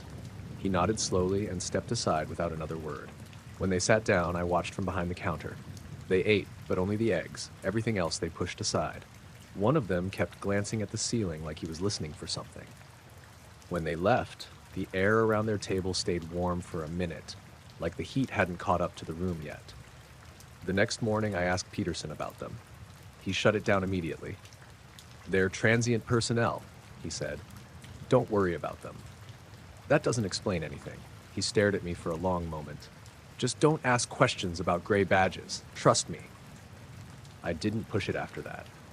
But the strangest part came later, during another night shift when the cafeteria was empty except for me and one dishwasher. I heard footsteps in the hallway, multiple pairs, light, synchronized. I expected the group again, but when I looked up, no one came in. The footsteps continued past the door, getting fainter, like they were moving down a corridor that didn't exist on that side of the building. The dishwasher heard it too. He lifted his head, confused. "Someone out there?" he asked. "Yeah," I said, though I didn't believe it. I stepped into the hall. Empty. No doors opening. No guards. No sound except the ventilation system. When I got back, the dishwasher looked unsettled. "Thought you said someone was there." "I thought so," I said. "That was the last week of my contract. I didn't see the gray badge group again, though I found their paper cups in a trash bin early one morning. 3 cups, not 4. I told myself the missing guy must have been reassigned. Or maybe he rotated out. Or maybe he just ate somewhere else. There were plenty of explanations if you wanted them. But I kept thinking about the moment he asked what year it was. Not frightened, not panicked, just casually unsure, like someone checking a detail they used to know but couldn't quite pin down. And I never saw any of their faces in the mess hall again. Not once, even during day shifts. Sometimes, when I'm lying awake, I picture them walking into that cafeteria, silent, disoriented, moving like they weren't used to gravity or light or sound, like they weren't coming off a long flight so much as arriving from somewhere they couldn't talk about. And I keep hearing that question. What year is it? I saw the figure about 40 minutes before full dark, on a ridge maybe half a mile from where I'd stopped to rest. I'd been hiking near the restricted boundary, still on public land, but close enough that you could see the warning signs through binoculars. The sky was turning that dull purple you only get in the desert, and the wind had picked up just enough to make the brush click against itself. I wasn't thinking about anything strange. I was mostly annoyed at myself for misjudging how long the loop trail would take. I had another hour of hiking ahead of me, and my legs already felt like rubber. I took a drink of water, sat down on a flat rock, and looked toward the ridge. That's when I saw it, a tall, thin silhouette standing near the crest, too tall to be a normal person, at least from the distance I was at. The proportions looked wrong. Not freakishly wrong, just elongated. The arms were long, the legs were long. The posture was straight, stiff, like someone balancing on a narrow ledge without moving. I figured it was a ranger or a lookout at first. Maybe someone from base security checking the fence lines. But the figure didn't shift at all, not even when the wind gusted. Most people would have braced or adjusted their stance. I raised my binoculars to see better. The shape didn't come into focus the way it should have. It wasn't blurry exactly, just indistinct. The outline stayed sharp, but the details refused to resolve. I couldn't see clothing, couldn't see features, couldn't tell if it was facing me or facing away. Just a dark, tall figure rooted to the ridge like a fence post. I lowered the binoculars and looked with my naked eyes again. It was still there. I kept telling myself it was just a trick of the light, a weird rock, maybe. There were plenty of tall, narrow rock formations around that area, but something about the shape looked too clean, too straight. I watched it while I ate a protein bar. It didn't move once. By the time full dusk hit, the temperature was dropping fast. The desert goes cold quickly after sunset, and that evening felt colder than usual. My breath was visible, even though the sun had just dipped below the hills. The silhouette didn't shiver or shift or hunch its shoulders. It just stayed upright, perfectly still. I was debating packing up and hiking back early when I heard the rumble of an engine somewhere behind me. A patrol truck. I'd seen them on previous hikes, usually white, usually slow-moving, checking for trespassers near the border fence. The engine noise got louder, bouncing off the rock walls. I didn't want them thinking I was too close to restricted land, so I stepped a few yards downslope to make myself visible. The headlights swept across the ridge just for a second, and the figure was gone, not moved, gone. One moment, the silhouette stood clear as anything against the sky, and the next, the ridge was empty. No scrambling movement, no slipping rock sounds, no blur of motion. I blinked hard, thinking maybe the lights just washed it out. But when the truck passed and darkness settled again, the ridge stayed empty. I stared at the spot for a long time, holding my binoculars so tight the rubber eyepieces dug into my skin. Nothing reappeared. Eventually, the cold got sharp enough that I had to start moving. I stuck to the marked trail, glancing back every few minutes. The ridge remained still, just a jagged line against the starless purple sky. When I finally reached my truck, I couldn't shake the feeling that someone, or something, had been watching me move the entire time. I kept checking my rearview mirror all the way back to the highway. That night, I barely slept. Every time I closed my eyes, I pictured that silhouette standing perfectly still while the world shifted around it. The next morning, after convincing myself I had probably spooked at a rock or a bush shaped just right, I decided to hike back out and check the ridge in daylight. It wasn't far, maybe a half-hour trek from the parking pullout. The sun was bright, the air warmer, and the desert looked completely normal again. I climbed the hill where I'd sat the night before. From that vantage point, the ridge looked smaller, less dramatic, just a standard desert formation. I made my way up the ridge carefully. Loose gravel shifted under my boots, and the slope was steeper than it had looked from a distance. When I reached the top, I walked the entire crest, looking for footprints or scuffed rocks, anything that would show someone had stood there. Nothing. No prints. No crushed brush. No heel marks. Even in desert conditions, you expect at least some disturbance if a person had been standing still for that long. The ground looked untouched. I knelt and ran my hand over the gravel. It was smooth and cold, undisturbed. I checked every logical explanation I could think of. Could someone have been standing there and climbed down the other side? Maybe. But the drop on the far side was steep, a slanted rock face with loose shale that would have made a ton of noise if someone slid or climbed it. And even if they had moved the second the headlights hit, they wouldn't have vanished instantly. There was nowhere to hide. I tried to find the exact angle where I'd seen the silhouette the night before. When I matched the perspective, I looked at the rocks and brush, hoping something would line up into the same shape. Nothing did. Every shrub had irregular edges. Every rock was too thick or too short or too angled. The silhouette had been too tall, too narrow, too smooth-edged to be anything on that ridge. I stayed there longer than I meant to, hoping some trace would reveal itself. A broken twig, a displaced stone, anything. But the ridge looked like no one had stood there in years.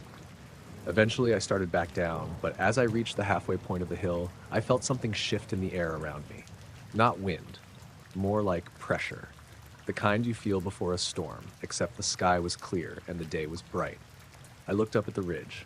For a second I thought I saw a shape, just a flicker, a darker patch against the stone. But when I blinked, it was gone. I told myself it was nothing, a crow's shadow, a cloud passing overhead. But the sky was empty. I got back to my truck and sat there with the engine running, hands gripping the wheel harder than I meant to. I kept expecting to see someone standing far off on the ridge again, watching. Nothing appeared. When I drove out, I checked the rearview mirror again and again. The ridge looked normal, just rock and sand and scrub. But even now, when I think back on that moment, when the headlights swept across the ridge and erased the figure instantly, I can't match it to anything I know. Something had been standing there. Something tall, thin, motionless for over an hour. And whatever it was, it left no trace at all. I heard the knocking about 20 minutes after I got to the substation. It was late afternoon, hot enough that the metal railings burned your hands if you weren't careful. The sky had that washed-out look Nevada gets right before dusk, when everything feels dry and stretched thin. I'd been sent out to check a transformer unit that kept throwing minor voltage dips. Nothing dramatic, just enough that the monitoring team flagged it. The substation sat on a lonely patch of desert about 6 miles from the restricted boundary. I'd been out there plenty of times. Usually the place felt empty, like nothing had touched it in months except wind and sun. That day was no different. No birds, no insects, no distant traffic. Just the hum of the equipment and the occasional click from cooling metal. I ran my diagnostic tablet along the usual spots, checking connectors and grounding rods. Everything seemed normal. The problem wasn't showing itself, which usually meant it was something tiny. Loose insulation, dust intrusion, thermal expansion. I was leaning against the fence, writing a note, when I heard it. 3 knocks. Slow. Evenly spaced, coming from inside Transformer 2A. I froze and listened. Nothing followed. Just the usual low electrical hum. I walked over to the unit. Transformer 2A was sealed tight, bolts locked, casing intact, no signs of tampering. There was no way anything living could have gotten inside. Even rats avoided substations. They didn't like the vibration. I pressed my ear against the metal housing. At first I heard nothing, the faint thrum of current. Then knock, knock, knock. Each knock was spaced about a second apart. Rhythmic, not random. Not like metal expanding with heat, more like someone tapping from the inside with deliberate pressure. I stepped back, heartbeat picking up in that slow, dragging way where your body's trying to understand what it just heard. I checked the gauges. No abnormal pressure, no temperature spikes, no electromagnetic surges. Everything looked perfectly ordinary except for the sound. I radioed my supervisor, Vaughn. Unit 2A's making noise, I said. What kind of noise, he asked. Knocking, I said. He actually laughed. Thermal shift. Happens when the casing cools. It's not cooling, I said. Not at these temps, and the spacing's too even. You hearing voices too, he said. Finish your checks and call it. I didn't bother arguing. Vaughn rarely took anything seriously unless something was on fire. I grabbed my toolkit and unbolted the access panel. It took effort in the heat, metal swells a bit, but I got it open and set the panel aside. The interior looked exactly like it should. Dry, clean, oil levels normal, coil insulation intact, no signs of arcing or contact burns, no loose metal that could have been tapping. I checked every weld, every bracket. Nothing was loose enough to make sound. If anything, the interior felt unnervingly still. When I leaned in deeper, the hum went quieter, like the unit had dampened itself. I didn't hear a single knock. I waited 5 minutes. Still nothing. I reassembled the casing, bolting it shut. The metal radiated leftover heat as I tightened the last bolt. Right as I stepped back, the knocking resumed. This time it was 4 knocks. Same pace, same sound, like someone with patient hands tapping from the inside. I felt something cold creep up my back despite the heat. I wasn't jumpy by nature. I'd worked substations for years. I'd heard plenty of weird sounds, buzzing, rattling, transformer sing, even the occasional popping from voltage surges. But this wasn't any of those. I opened the casing again immediately. Same result, silence. Normal interior, nothing abnormal. I waited longer this time, half inside the unit with my flashlight angled deep into the coils. The sun dipped lower, the shadows lengthened, and the temperature eased slightly. Still nothing. I closed it again, trying to decide whether I was imagining the rhythm, when the knocking started once more. 3 knocks. A pause. Then 2 more. I backed up several steps. My throat felt tight, like the air got heavier. The desert around the substation had gone completely still. No wind, no shifting sand, no clinking of the fence. Just the transformer and those knocks. I checked my tablet again. The voltage was steady. Frequency normal, no load changes. No reason for any internal movement. I did something I normally wouldn't. I recorded the outside of the casing with my phone. 10 seconds, 20. I caught the knocks on audio, faint but unmistakable. I opened the unit again to compare. Silence. By then, the sun had dipped behind the mountains, leaving everything in that orange-blue half-light that never lasts long enough to make you comfortable. I flipped on my work light and shone it inside, scanning every surface. No animals, no insects, no loose parts, no signs of any foreign object, just a smooth, humming shell. I called Vaughn again. I'm telling you, I said, keeping my voice steady. There's knocking. Every time it's closed, it knocks. Every time I open it, it stops. He sighed. I'll send a truck in the morning. Just button everything up and go home. I want to document it first, I said. Fine, but don't start taking the unit apart. We don't need another downtime report. He hung up. I took one last look inside, then sealed the casing again, tightening the bolts in sequence. For a moment, everything was quiet except the hum. Then, right on cue, the knocking resumed. This time, it wasn't rhythmic. It was slower, like someone unsure. 1 knock, then a pause, then another. My shoulders tensed. I backed away, almost tripping on a coil of cable. I scanned the desert behind me.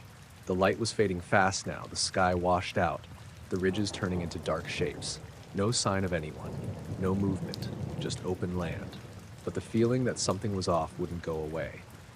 I circled the transformer, knocking on the casing myself. It responded with the dull, hollow echo it should have. But the internal knock didn't match it. The internal knock was sharper, more controlled, like it came from something small and solid hitting the metal from inside. I checked my phone recording again.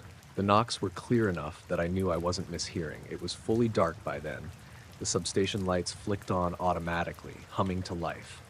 The sudden brightness made the shadows even harsher. Another knock, then another. I couldn't bring myself to open the casing a third time. Something in me felt watched. Not by a person, not by an animal, just this sensation that the space around me had changed. The silence between knocks felt too heavy. I packed my tools slowly, deliberately. I kept glancing at the transformer, waiting for something else, movement, a change in tone, anything. The knocking didn't change, just steady, patient, like it waited for me to finish. I got in my truck, logged my departure, and started driving.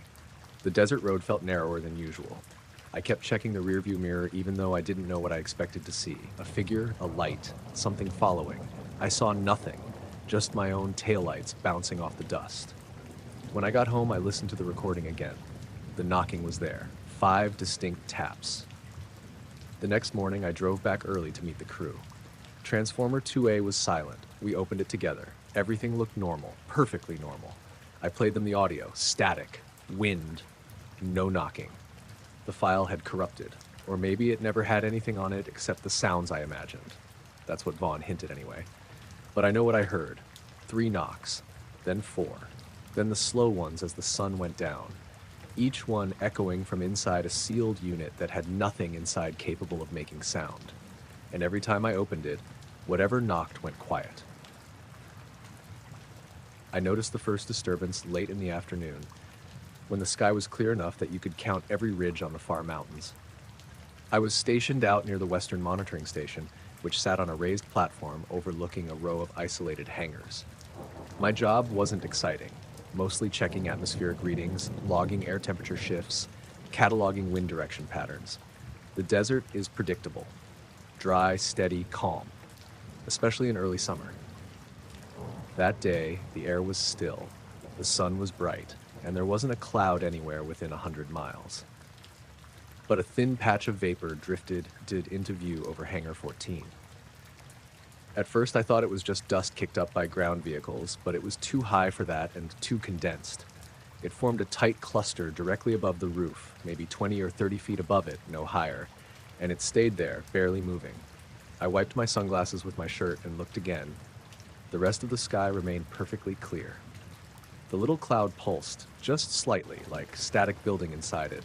A faint flicker flashed inside the vapor, almost like distant heat lightning. But heat lightning doesn't happen in a patch the size of a sedan. I pulled out my handheld anemometer and scanned for any wind anomaly. Nothing. Zero movement. Complete calm. I radioed the weather office. "Do you have any microburst activity near Hangar 14? After a long pause, they replied, "Negative. Sky's clean." "Why?" I didn't answer right away. I just stared at the small cloud as another faint light flickered inside it, bright enough that I saw the edges glow. "Just checking," I finally said. By the time I climbed the platform ladder to get a closer look, the cloud was gone. The air above the hangar looked normal again, no trace of moistures, no heat distortion, like nothing had been there at all. I shrugged it off. Dust. Exhaust. Some odd reflection. That's what I told myself all evening. But the next morning it happened again. I was logging sunrise temperatures when the vapor reformed. Same place, same height, same size, like someone had drawn a circle in the air where it belonged. The rest of the sky was still empty, pale blue, thin clouds on the far horizon, but nothing overhead. I zoomed the field camera in. The screen showed a brightening in the center of the cloud, like a single flashbulb going off behind cotton. I checked satellite imagery on my console. Above average clarity, 0 cloud cover reported. When I returned to the camera feed, the cloud was gone again, and once again there was no trace of it afterward. The humidity readings didn't tick up, the temperature didn't shift, nothing registered. By afternoon, I couldn't stop thinking about it, so I walked down toward that section of the base, carefully, staying outside restricted zones. Hangar 14 looked ordinary. Gray, windowless, same faded numbers on the side. If anything, it looked abandoned. No movement, no personnel coming or going, no vehicles parked nearby. I heard something faint as I got closer, not a sound exactly, more like a pressure. The air felt tight, the way it does before a storm starts to form, but there wasn't a cloud around for miles. I stood there long enough to feel stupid, then went back to my station. Later that night, around 9:30, when the sky was black and the temperature had dropped into the low 60s, the cloud reappeared. This time, I watched from the elevated monitoring tower, the only spot where I could see the hangar roof clearly. The cloud formed like it had been waiting for darkness. A faint shimmer first, then a swirl of vapor pulled together by something unseen. Then the flashes began, tiny, fast, irregular bursts of light inside the cloud. Not lightning, wrong color, wrong speed. Not sparks, too bright and too uniform. They flickered like someone shaking a flashlight under a blanket. I radioed the night tech. Jamie, do we have electrical testing near 14? No, he said. Nothing scheduled. You hearing something? Not hearing, I said. Seeing. I've got satellite up right now, he replied. Sky's clear, 0 cloud formations. Not according to my eyes. He didn't respond to that. I took a few photos with my phone, blurry, grainy, but enough to show something was there, or at least enough to prove to myself I wasn't imagining things. I watched until the cloud dissolved again, which took maybe 10 seconds. The edges frayed, the vapor thinned, and the flashes faded. When it disappeared, the sky turned calm and empty again, like someone had wiped it clean. The next afternoon, I brought it up casually in the break room. A few of the older meteorology guys exchanged looks but didn't say much. One finally said, "Weather near that hangar's always been weird." Weird how? I asked. He shrugged. Localized anomalies, never shows on satellite. Why not? Wrong type of disturbance, he said, or the right type, depending how you look at it. I pressed him for more, but he wouldn't elaborate. The cloud appeared again 3 nights later, same size, same spot. This time it hung there longer, almost 2 full minutes. The flashes inside were brighter too, enough that the roof below lit up briefly. I scanned the air with the field sensor. No charge buildup, no temperature spike, no energy readings. The instruments showed dead calm, but the cloud pulsed again. Then a sharp streak of light cut through the vapor and vanished before I could blink. No thunder, no sound at all, just a flicker. My heart hammered against my ribs in a slow, heavy way. It wasn't fear exactly. More like my body realized something was wrong long before my brain could make sense of it. I zoomed the camera all the way in. For a moment, just one shallow breath, I thought I saw a shape under the cloud, a faint curve like the top of something metallic catching the flash. But the vapor swirled and blocked the view before I could get a clear look. I reset the focus. Nothing there, no shape, no cloud, no light. I reviewed the recording. The camera had frozen at the moment of the streak and resumed only after the cloud vanished. No error message, no glitch report. It simply skipped the frames. Jamie came up to the tower later that night. He took one look at my screen and frowned. "You trying to analyze those readings from this afternoon?" he asked. "Yeah," I lied. "You look spooked." "I'm fine." He leaned against the console, lowering his voice. "If you ever see anything over 14, anything, you didn't." "You've seen something too?" I asked. He didn't answer. He just kept staring at the empty sky through the tower window. I didn't see the disturbance again for 2 full weeks. I started to think maybe it was over. Maybe whatever test was happening there had ended. Then one foggy morning, rare weather for our area, the vapor appeared lower than before, almost touching the roof. The fog around the base made the cloud blend in at first, but once the flashes started, I knew exactly what I was looking at. Bright pulses lit the mist from the inside, making the entire patch glow faintly.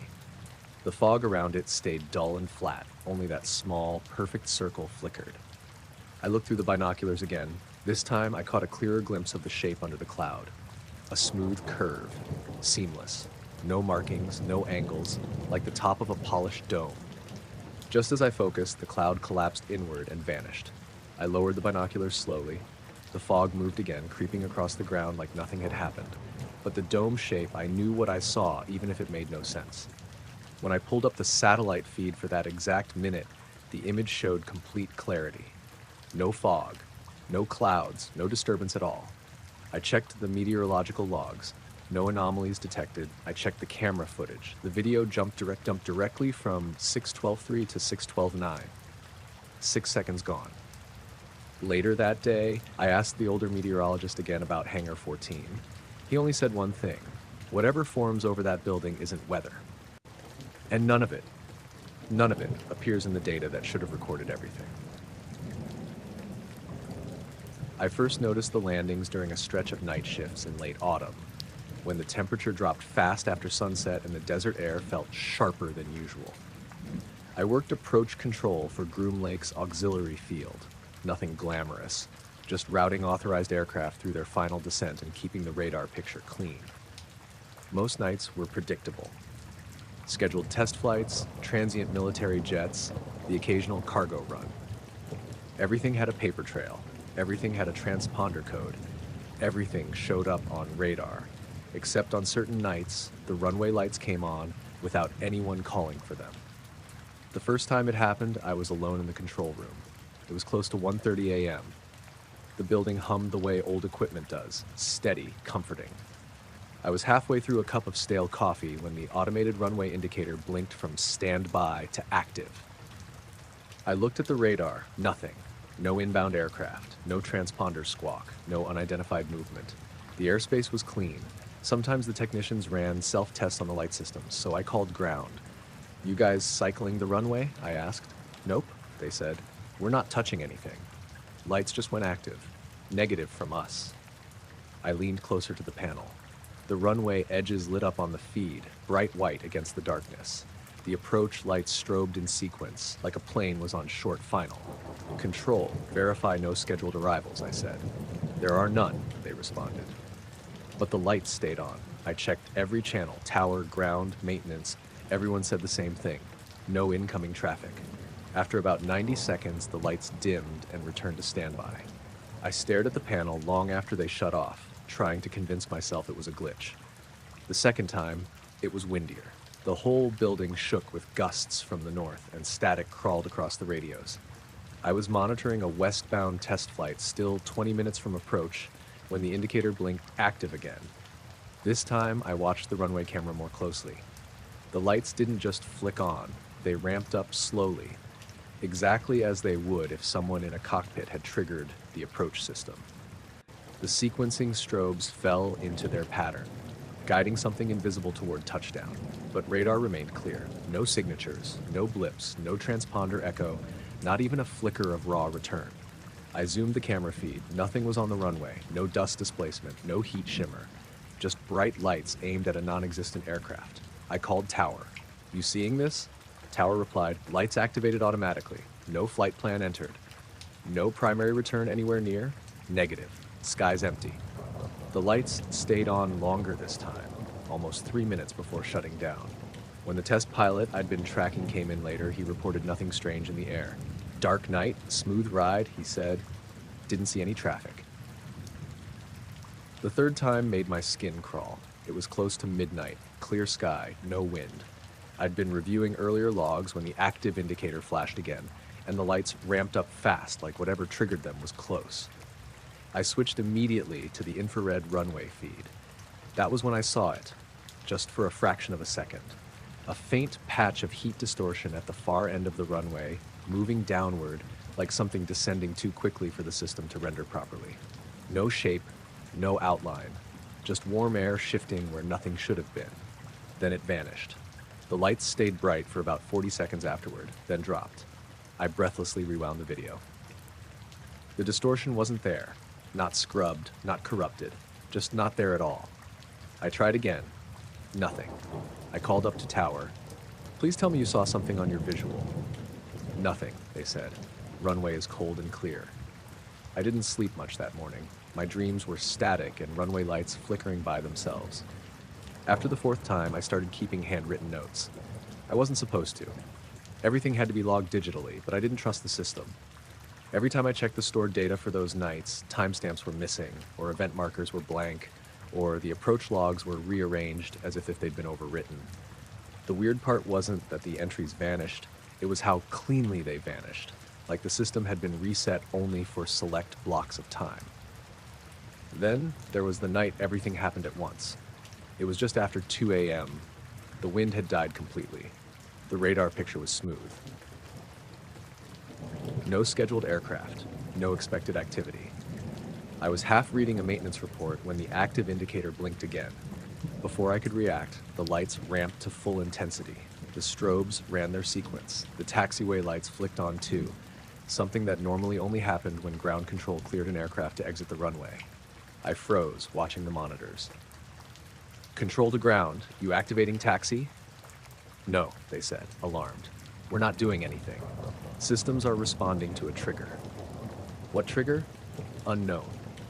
The radar screen remained empty. I leaned forward, staring hard. Sometimes the raw return captures faint anomalies before primary and secondary radar do, but even raw mode was blank.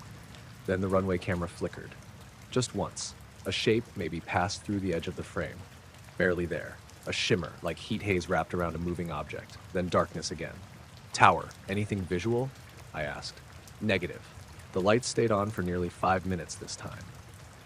When they finally shut down, the room felt colder, though nothing in the environment had changed. I checked the logs immediately. Nothing recorded. The system showed an uninterrupted idle period. I knew that wasn't right because I'd watched the lights cycle moments earlier. I searched deeper into maintenance files, timestamp buffers, anything that might retain residual data. Empty. The next morning, I brought it up quietly with my supervisor, Harris. I didn't push hard. I knew better than to sound certain about things I couldn't prove. He didn't look surprised. Instead, he asked, "Do you have any reason to believe unauthorized aircraft entered controlled airspace?" I didn't see an aircraft, I said carefully. But something activated the systems. He pinched the bridge of his nose. If it didn't appear on radar, and Tower didn't see it, then nothing landed. "Sir, the lights happened due to automated testing," he said firmly. "Drop it." I didn't drop it entirely, but I stopped talking about it. In the remaining months I worked there, the runways lit up 4 more times. Each event happened on nights with no wind, no scheduled flights, and no radar returns. Each time, the lights behaved exactly as if a real aircraft was on final approach. Every log from those nights is missing now. Not edited, missing. Like no one had been on shift at all. I don't know what landed. I don't even know if landed is the right word. All I know is the runway lights don't activate unless something tells them to. And something told them to over and over when nothing was supposed to be in the sky at all. I was in building C12 the night it happened, working in one of the smaller server rooms tucked behind a maze of blank hallways. Most of the IT work they gave contractors like me was routine. Patch updates, network maintenance, clearing old logs, stuff nobody else wanted to stay late for. It was a cold night, even inside the building. The AC in that wing always ran too strong, and the vents rattled like they were loose in the ceiling. I'd been there since about 7 p.m., long after most of the daytime personnel cleared out. Only a few security staff stayed on that late. They didn't talk much, just nodded as they passed, boots echoing down the concrete hallway. By 10:30, I'd finished most of the patching and was cleaning up storage on a cluster of internal servers, older ones that hadn't been properly maintained in years.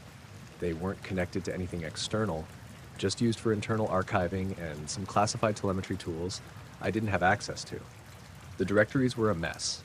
Nested folders, mislabeled logs, duplicates of duplicates. I deleted unnecessary stuff, sorted the rest, and prepared to push the cleanup report. Nothing unusual. Then I noticed a folder I hadn't seen before. It was sitting at the bottom of the directory, slightly indented like it had been made by a system process instead of a user. No owner tag. No creation time, just a name, 2039-714. The date was decades ahead, far beyond any scheduled project timelines I knew about. I frowned, hovered my mouse over it, and waited for metadata. Nothing came up. The little info box that should have shown size, path, permissions, it didn't appear. I tried to right-click, no menu opened. Sometimes corrupted directories behave like that, so I attempted a command line query. The terminal acknowledged the folder path existed, but when I tried to list its contents, the cursor just froze mid-blink. I heard something then, a faint tapping behind me, like someone tapping a pen or finger against metal. I turned around. The server rack stood still, fans humming in their steady rhythm. Nobody else was in the room. I shook it off and tried again. This time, I attempted to open the folder using a root-level script. As soon as I hit enter, the monitor flickered. Not a glitch, more like a deliberate blackout, screen going flat gray, then pausing long enough for me to hear my own breathing. Then the workstation locked itself. A message appeared. Unauthorized access detected. Session terminated. I hadn't triggered anything like that before. That type of lockout usually only happened on systems with active surveillance protocols, and this server cluster wasn't one of them. Before I could touch the keyboard, the machine rebooted. Full restart. All processes terminated. Fans ramping up. BIOS check cycling. I sat there with my hands in my lap waiting for the login screen, trying to decide if I should report it immediately or pretend the system crashed. When the login prompt finally appeared, everything looked normal. The only strange thing was how warm the keyboard felt, like someone had held their palms over it. I logged in again, navigated back into the same directory tree, and scrolled to the bottom. The folder wasn't there, not grayed out, not hidden, not renamed. Gone. I checked the command log. Nothing showed any trace of it. No entry for the folder. No command attempts. No lockout message. It was as if the last 10 minutes hadn't happened. I checked system events. The logs had a timestamp gap. About 30 seconds unaccounted for. Not long. Just enough to erase a few actions. I reopened the terminal and tried the path manually. CD archive internal /2039-0714. The terminal responded, no such file or directory. I tried again with variations, same answer. The tapping started again behind me. Faint, rhythmic, like a slow tick on metal. I turned, expecting maybe a loose fan blade. Everything looked normal. Racks steady, lights steady, noise floor the same low hum. For a moment I stood there listening. The tapping had no direction to it. It didn't seem to come from one rack or one corner. It sounded like it traveled through the room's metal frame, moving in short bursts. Then it stopped. I got back to work, or at least pretended to. My hands were shaking more than I wanted to admit. I ran diagnostics on the server, checking for corruption. Everything passed perfectly. Every directory except that one existed exactly as it should. Around 11:20, a security officer named Ramirez stepped into the doorway. "You still here?" he asked. "Finishing up," I said. "You good?" His eyes flicked to the monitor, then to the racks. "Yeah, just tired," he nodded slowly. "Let me know when you're done. Gotta lock the wing." He walked out. His footsteps echoed down the hall, stopping at the security door before the latch clicked shut. I stared at the empty directory tree again. I didn't know if I imagined the folder, but I hadn't imagined the lockout, or the reboot, or the missing logs. I copied the current system state to my encrypted drive, just standard practice, and logged out. As I was packing up, the overhead lights flickered briefly. Not unusual for an old building, but the flicker wasn't a power dip. It was too uniform, almost like the lights dimmed in sequence along the hallway outside. Then silence. I left the room, locking the cabinet behind me. The hallway was colder than before, enough that I felt it through my shirt. My boots echoed strangely, louder than they should have in that narrow corridor. Ramirez walked me to the exit. He always did when contractors stayed late. He didn't ask any more questions, but every few steps he glanced at me, like he was waiting for me to say something. I didn't. Outside, the night was sharp and quiet. The stars were pale behind thin clouds rolling in from the northwest. I drove home with the radio off, trying not to think about the dates stamped on that folder. The next morning, I checked my notes and backup logs. Nothing from the previous night showed anything unusual. Even the small timestamp gap had been auto-corrected, filled with a boilerplate entry about routine indexing. My encrypted backup contained no trace of the folder either. But something else was off. The system clock on my work laptop had shifted forward by 1 minute. Not a big deal. Probably nothing, except it had never drifted before. That morning, I asked one of the base IT leads, casually, if they ever used future-dated project folders for long-term planning archives. He stared at me for a moment too long before answering. "No," he said. "Nothing would be labeled with a date that far ahead." I didn't bring it up again, but every time I log into a server now, I think about the folder, the way it appeared out of nowhere, the way the system responded before I could open it, the way it erased itself completely, including the part of the night where I tried to access it. I don't know what was inside. I only know something didn't want me to see it. I started my patrol just after 11 p.m., the same way I had most nights that month, checking the outer fence line along the south access road. It was one of those cold desert nights where the temperature drops hard after sunset, and the air feels hollow. The moon was thin, barely lighting the sand, and the wind kept coming in short bursts that rattled the chain link. Most shifts out there were quiet. You sat in your truck, drove the perimeter, logged each checkpoint, and tried not to think too much about how empty the desert looked at night. Lights from the main base sat far off in the distance, flickering like a mirage. Everything else was darkness. I was about halfway through the northern loop when I saw the first flicker of light in the sand. At first, I thought it was a reflection from my headlights hitting a piece of trash or buried glass, but the light wasn't on the surface.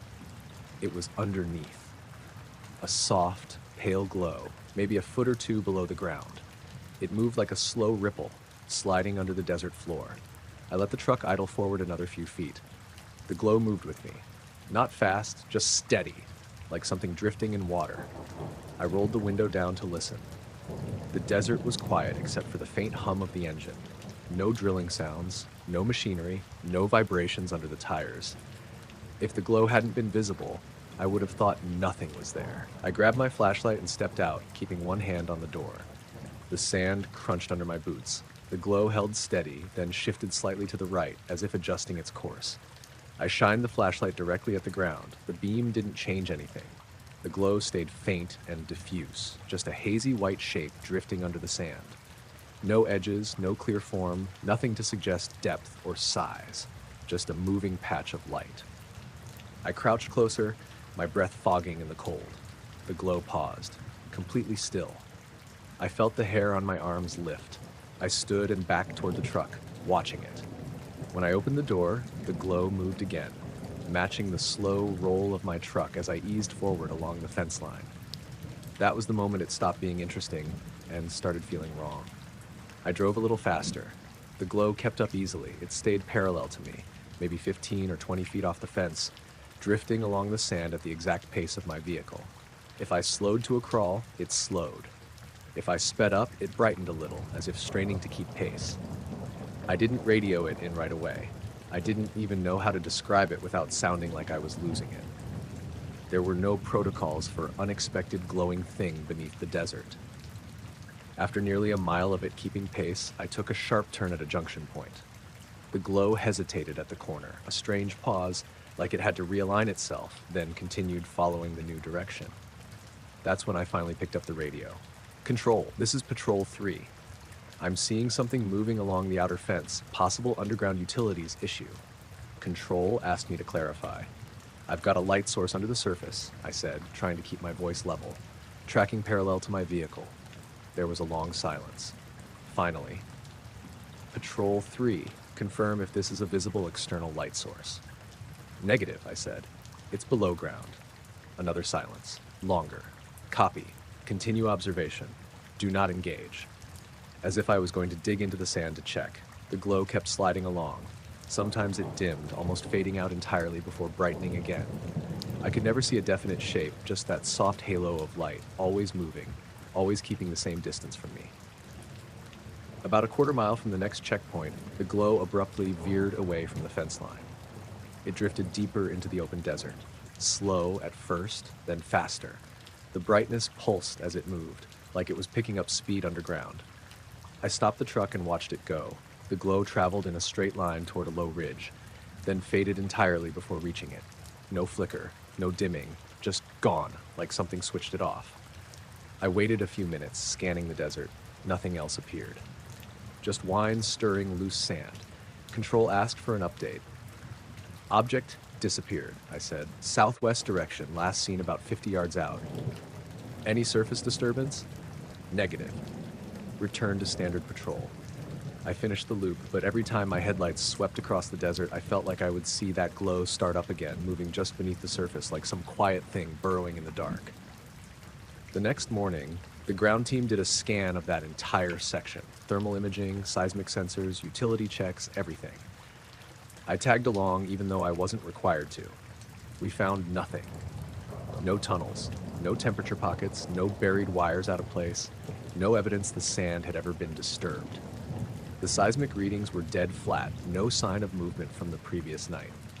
The tech running the equipment, a guy named Sutton, shook his head at me. "You said it was moving underground?" he asked. "That's what it looked like." Well, nothing moved down there. We walked the full mile of the fence line where I'd seen it. I kept expecting to spot something I'd missed, an animal burrow, a reflection from equipment, anything. But the sand was smooth, undisturbed, cold from the night air. When Sutton finished the last scan, he said, "If something was tunneling, we'd see density shifts. But everything's clean."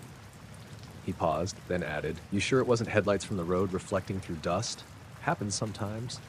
"There's no road on that side," I said. He didn't reply. For the next few shifts, I found myself watching the sand more than the fence. Every bump of the truck, every shadow, every trick of moonlight felt suspicious. But nothing appeared again. No glow, no movement, no sign of anything below. Just desert. But the way that light followed my truck, steady, deliberate, like it was aware of me, still sits in my mind. There's no training manual for that. No line in the security briefing that says what to do when something underground matches your speed for a mile. Whatever it was, the desert hid it well by daylight. Too well. I was surveying land just east of Groom Lake, maybe 6 miles outside the restricted boundary, where the public land still looks untouched if you ignore the distant warning signs. It was late morning, already hot enough that the metal on my tripod burned my fingers if I didn't wear gloves. The sky was clear but washed out, the kind of pale blue that makes the desert feel bigger than it really is. I was mapping incremental elevations for a private contractor. Not government work, not base-related, just a job for some environmental impact study. I'd been out there all week, hiking between flag points, setting up my gear, marking coordinates. Everything had gone smoothly until I reached a small basin near the edge of a dried creek bed. The patch of ground didn't look like anything special.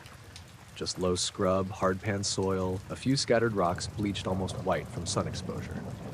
I dropped my pack, set up my tripod, and pulled out my compass to confirm orientation.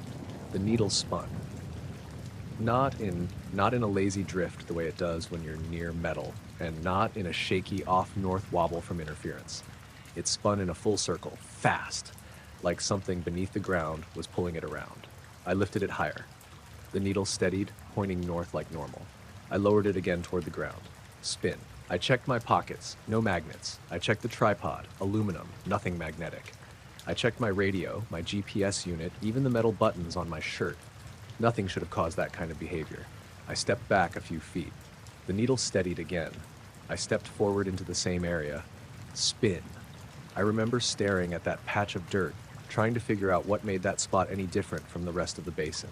No discoloration, no debris, no vegetation cluster, just perfectly plain ground acting like it had a magnet buried beneath it. Except nothing that strong would affect my compass, only within a tight 5-foot radius. I pulled out my handheld GPS to double-check coordinates. The screen flickered. Battery icon dropped from full to half. Then it shut off completely. I smacked it, thinking maybe the heat was messing with the display, but when I popped the battery cover, the pack was still cool. No swelling, no smell, just dead. My radio crackled like someone was rubbing sandpaper against the mic. Then it cut out too. I tried my phone next. Same result. Battery went from 78% to 0 in less than 30 seconds. I backed out of the area, confused and now more annoyed than anything. As soon as I stepped several feet away, my radio clicked back on like nothing had happened. My phone restarted normally. The GPS booted without complaint, showing a normal battery level again. I walked back toward the patch. Everything dropped dead the second I crossed into that invisible circle. That's when the silence kicked in. Not absence of wind or animal noise, but the desert felt muffled. The air got still in a way I can't explain, like standing in a sound booth. I didn't stay long. I packed my gear and marked the spot on paper since I didn't trust anything electronic near it. I'd been doing surveys long enough to know weird anomalies happen. Ferrous deposits, stray electromagnetic fields, even underground cables can cause compass drift. But whatever was under that ground behaved too precisely, too deliberately. A perfect boundary, a perfect zone. I finished the rest of my mapping quickly. I kept glancing back toward that patch, expecting, I don't know, movement, light, something breaking the surface. Nothing happened. Just the memory of all my devices going dead inside that circle. I went home thinking I'd come back the next week with better equipment. A more sensitive magnetometer, maybe a fresh battery pack, maybe another surveyor to verify I wasn't losing my mind. 7 days later, I returned. The patch was gone. The whole basin, maybe an acre, had been freshly graded flat. Not smoothed by wind or runoff, mechanically flattened. Every rock removed, every natural depression filled. The soil looked compacted, uniform, wrong, like a parking lot made of dirt. My marker flags were gone too. The ones I'd left 50 yards away weren't just knocked over, they were missing entirely, as if someone collected them. I stood there for a long time, waiting for some kind of sound, machinery, vehicles, even distant activity from the base. But the desert was quiet. No tire tracks, no footprints. Whoever graded that land had done it with industrial-level thoroughness and erased every sign of their presence. I walked the entire perimeter, hoping I'd misremembered the location. Maybe I was off by 100 feet. Maybe erosion made the area look different. But the ridge shapes matched my map. The dry wash ran exactly where it had before. The alignment of boulders along the hillside was the same. This was the spot. It was just wiped clean. I stepped onto the freshly leveled ground. My boots left clear prints. The dirt was soft, recently turned over. I pulled out my compass again. Steady north. No spin. I walked to the center of where the anomaly had been. The ground was flat and silent. I tried my GPS. Full battery, no flicker. I turned on my radio. Clear channel. I stood there longer than I should have, shifting my feet, half expecting the compass needle to snap into a spin, or my phone to die instantly, or the air to drop into that strange muffled quiet again. None of it happened. The more normal everything was, the more wrong it felt. Who had come out here? Why that specific spot? And how did they know to grade it within a week of me discovering it? On my way back to the truck, I noticed something else. The graded area wasn't perfectly level. It had a slight dip at its center. Subtle, but visible if you knew what the terrain used to look like. Almost like whoever did the clearing wasn't just erasing something, they were covering something. I never filed a report. I wasn't officially working on anything that involved the base, and drawing attention to it would have done nothing except get me pulled from future contracts. But I marked the location on my paper map, circled it twice, then folded it into my glove compartment. Every now and then, when my work takes me near that area again, I drive by. The basin still looks unnaturally smooth. Too smooth for desert wind, too smooth for runoff, too smooth for nature. But when I check the dirt with my compass now, the needle behaves exactly the way it should, which almost makes it worse, because something changed that land, and it wasn't the weather. I was flying my Cherokee back from a supply hop to Tonopah when I saw it. The sun had just dipped behind the mountains, that short window where everything turns orange and you lose depth perception for a few minutes. The winds were rougher than forecast, steady crosswind from the south, maybe 25 knots, enough that I had to fight the yoke just to keep level.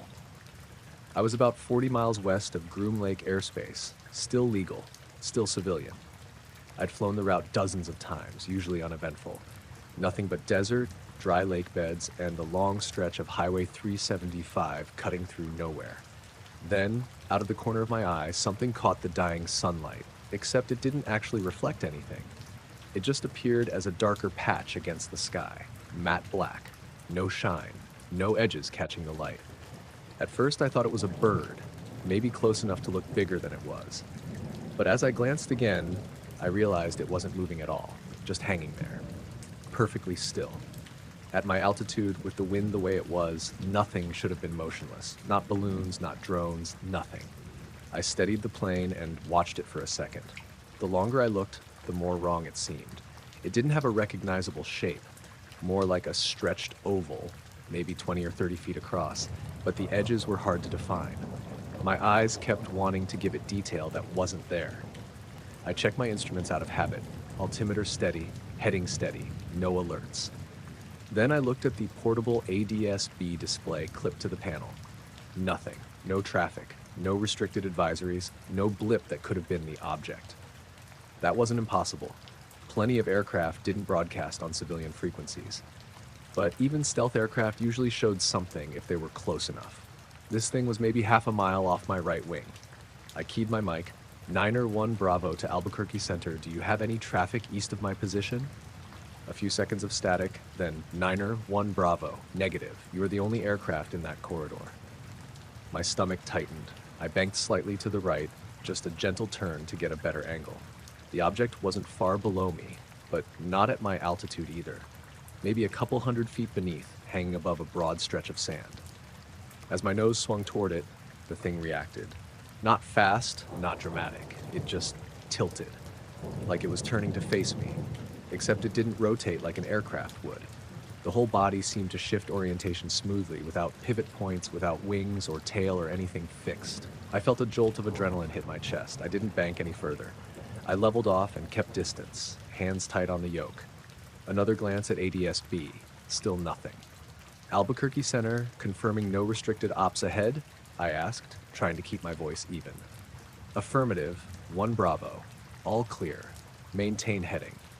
The matte black shape held still again, matching my direction, like it was observing. I'd never felt watched from the outside of my cockpit before. Not by another aircraft, not even by military traffic. This was different, hard to describe, just a feeling that it was paying attention. The wind buffeted the plane again, jolting the wings. My Cherokee pitched slightly before I corrected. The air was rough enough that anything suspended should have drifted or bobbed, but the object stayed fixed in place. No sway, no dip, no compensation, just perfect stillness. The last few rays of sunlight hit the desert floor, lighting the ground orange, but the object absorbed light instead of reflecting it, like a hole cut into the sky. I banked left to put some distance between us. Not a sharp turn, just enough to signal I wasn't approaching. The object didn't move for several seconds, then it rose, straight up, no acceleration curve, no visible thrust, no dust disturbed beneath it, no sound through my headset, no rumble through the airframe. One moment it hovered, the next moment it was dozens of feet higher. The next, hundreds, like a perfectly vertical elevator made of air. I rubbed my eyes, thinking maybe the dim light was messing with my depth perception. But the object continued rising, smooth, steady, impossible.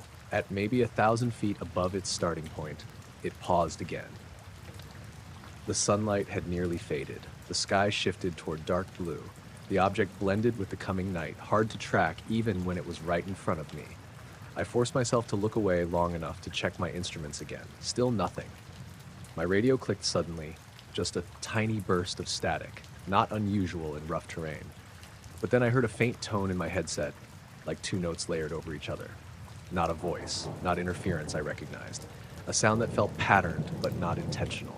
I tapped the side of the headset. Center, 1 Bravo. Radio check?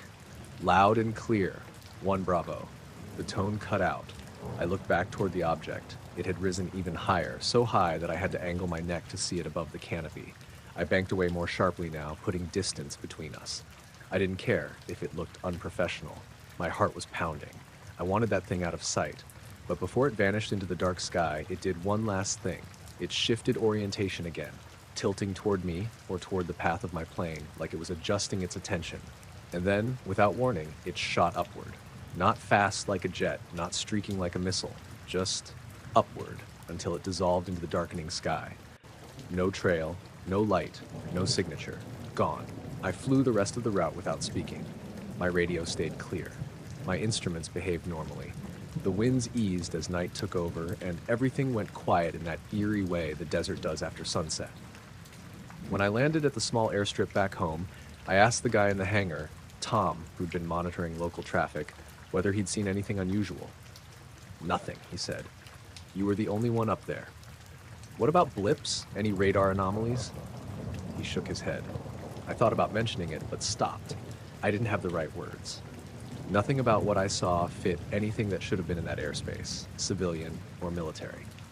Later that night, when I checked my GPS logs, I noticed a tiny gap, less than a second, during the moment the object rose vertically. A missing timestamp. Not enough to mean anything. Not enough to prove anything. But enough for me to notice. I kept replaying the way it faced me before it ascended. That slow, deliberate tilt. Like it recognized my presence. I've flown that route many times since. Same desert, same mountains, same dusk light, if I hit it right. I never saw anything like that again. But every time I pass the spot where it hovered, I feel myself tense without meaning to, waiting. I was parked at one of those gravel pullouts along Highway 375, the kind with a faded sign and nothing else around for miles. It was early spring, cold enough that the wind came off the desert like a blade. I'd been driving all afternoon and stopped mostly to stretch my legs and check the map before losing cell service again. A couple of RVs were parked farther down, but nobody else seemed to be outside. The sky was that deep blue you get right after sunset, when you can still see the outline of everything, but the stars are already pushing through. I leaned against my car, drinking the last of my gas station coffee, when I noticed a white light moving across the sky. At first I assumed it was a plane. This stretch of Nevada has flight paths all over it, but then it changed direction, fast, at a sharp angle that didn't look right. Not a curve, not a banking turn, just a clean pivot, like it bounced off an invisible wall. I lowered the coffee cup and squinted. The light didn't blink. Not once. Airplanes all blink. Even high-altitude jets give some kind of pulse. I watched it cross a long horizontal stretch before it cut upward in a straight vertical line. Another instant change in direction that didn't match anything I'd seen in the sky before. Planes can't do that. Drones don't do that either, not at that speed or altitude. I checked the RVs down the road. No one else seemed to be looking. The light slowed, then stopped, just hung there. A single white point in the sky, brighter than any star and completely silent. I waited for engine noise, but there was nothing. The wind rustled the sagebrush, a low scrape along the ground, but the air above me stayed empty and quiet. The light didn't flicker, drift, or adjust, just hovered. A full minute passed. I know because I looked at the clock on my dashboard without thinking. 60 seconds of nothing happening and everything feeling wrong. I kept telling myself it had to be something explainable. Military test flight, maybe, using thrust vectoring or who knows what. But the longer it hovered, the less it lined up with anything I could rationalize. Then it moved again. Not in a smooth acceleration. It snapped sideways, another clean angle, like someone dragged it across the sky with a ruler. It didn't leave a trail, it didn't streak, it didn't blur. It just appeared in a slightly different spot, same brightness, same stillness. I realized then how cold my hands felt, even though I was still wearing gloves. The wind picked up a little, pushing grit across the road. The light didn't respond, didn't wobble, didn't shift. Like wind didn't apply to it at all. I climbed onto the hood of my car to get a better angle. The metal was freezing. The light held steady. Then it dimmed, not gradually like a star behind a kind of cloud, but instantly, like someone turned a dial, from bright to muted. It stayed visible at half power for maybe 2 seconds. Then it vanished, not by moving away or blinking off. It just ceased to exist in the space it had occupied. No trail, no afterglow, just empty sky where a moment ago something had been hovering. I stayed sitting on the hood long after it disappeared. The wind felt louder without anything to focus on. My heartbeat felt too heavy in my chest. I kept scanning the sky, waiting for it to come back. Nothing returned. I thought maybe the RV folks had seen it too, so I drove down the pullout and stopped near one of them. A man stepped out, bundled up in a heavy jacket. "Everything all right?" he asked. "You didn't see that light?" I said. "What light?" He looked around like he expected to see a helicopter or maybe headlights. "Right above the ridge," I said, pointing. "It was zigzagging, hovering." He shook his head. "We just got here, haven't been outside." I didn't have anything else to say. I got back in my car and sat for a while with the engine running, heater going full blast. The sky had finally gone black, dotted with stars. Every so often, I thought I saw movement, but it always turned out to be a plane or a satellite or my eyes adjusting.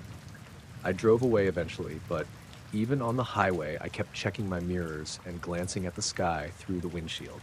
The strangest part was how quiet everything had felt while the light hovered there, like the desert was holding its breath. As soon as it vanished, the normal sounds came back. The wind pushing against the car, loose sand skittering across the road, the low hum of my own engine.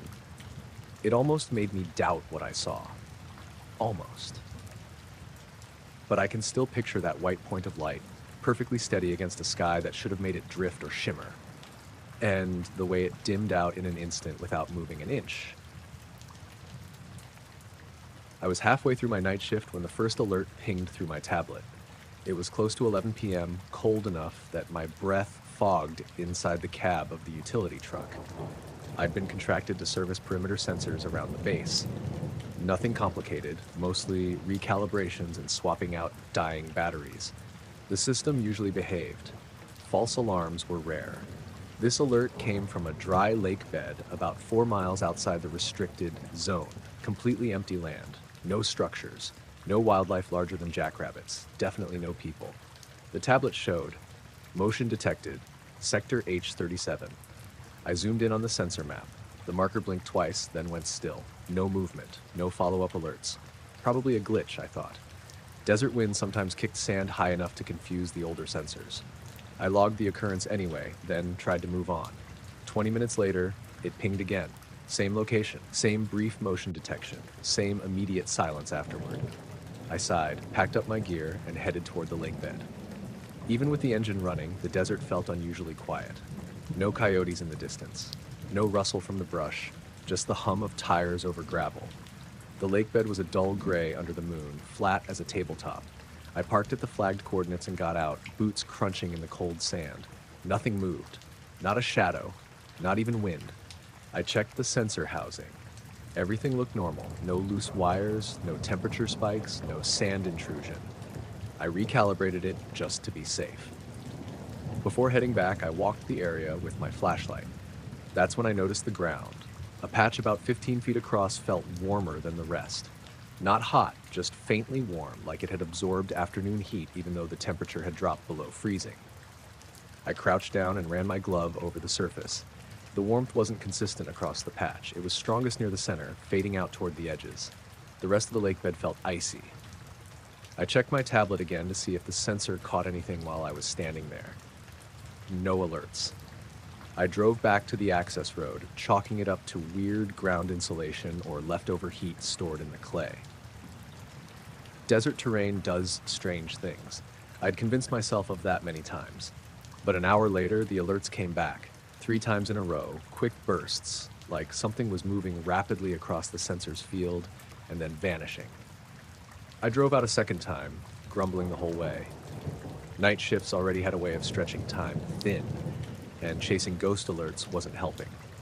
As I approached the lake bed, the alerts stopped, just went silent, no blinking marker, no motion logs. When I reached the same spot, the warm patch was there again. This time it felt slightly hotter than before, enough that I could sense the difference even through my boots. I pointed my thermal scanner at it. The display flickered for half a second, then returned a flat reading, ambient temperature. But I knew it wasn't ambient. My own hands felt the difference. I knelt down and held my palm an inch from the surface. The warmth was unmistakable. The desert air around me was freezing. My breath hung in front of my face. The sand 5 feet away felt like ice. But this patch was warm. I didn't touch it barehanded. I don't know why. I just had a feeling I shouldn't. Back in the truck, I typed a maintenance note without explaining too much. Contractors didn't ask questions. Questions made paperwork. At around 2 a.m., the alerts started again, shorter this time, almost like pulses. I stared at the tablet, watching the motion indicator blink on and off, without pattern. The blinking set my teeth on edge. I didn't want to go back out again. The spot had started to bother me in a way I couldn't articulate. Too empty, too quiet, too intentional in how the alerts stopped exactly when I arrived. But it was my job. I clicked the headlights to full beam, drove back into the lakebed dust, and watched the same pattern happen again. The second my truck got within about 200 yards, the alerts stopped. Dead quiet. My tires crunched to a stop on the cracked clay. I stepped out and swept the area with my flashlight. Still nothing. But when I walked toward the warm patch, now familiar enough that I could find it even in dim light, I noticed something different. The warmth wasn't just on the surface anymore. It radiated upward slightly, like there was a heat source deeper underground. Just faint, like someone had buried a low-wattage heater beneath the soil. I stood there listening. A low vibration rippled through the ground. Barely noticeable, more sensation than sound. It came in a single pulse, like a heartbeat felt through the earth. I froze. hand tightening around the flashlight. The vibration didn't repeat. The patch cooled by a degree or two, enough for me to feel it fade. I backed away slowly. When I returned to the truck, I logged the area as possibly thermally active from an unknown source. I didn't elaborate. By 4 a.m., I'd finished my other checks and headed home. Before I left, curiosity got the better of me, and I checked the sensor logs from earlier shifts that month. The same lakebed had triggered random alerts at least 9 times over 2 weeks. Always brief, always motion, always unverified, and always occurring late at night. I returned the following Thursday with a colleague, Henry, who was covering day shift. He was skeptical but polite when I asked him to come out and verify the readings. We drove to the lakebed under the full sun. Heat shimmered off the sand. Lizards darted between rocks. Everything felt normal. Too normal. We walked the perimeter. The sensor behaved perfectly. No alerts, no false readings. The ground temperature matched what it should have been at midday.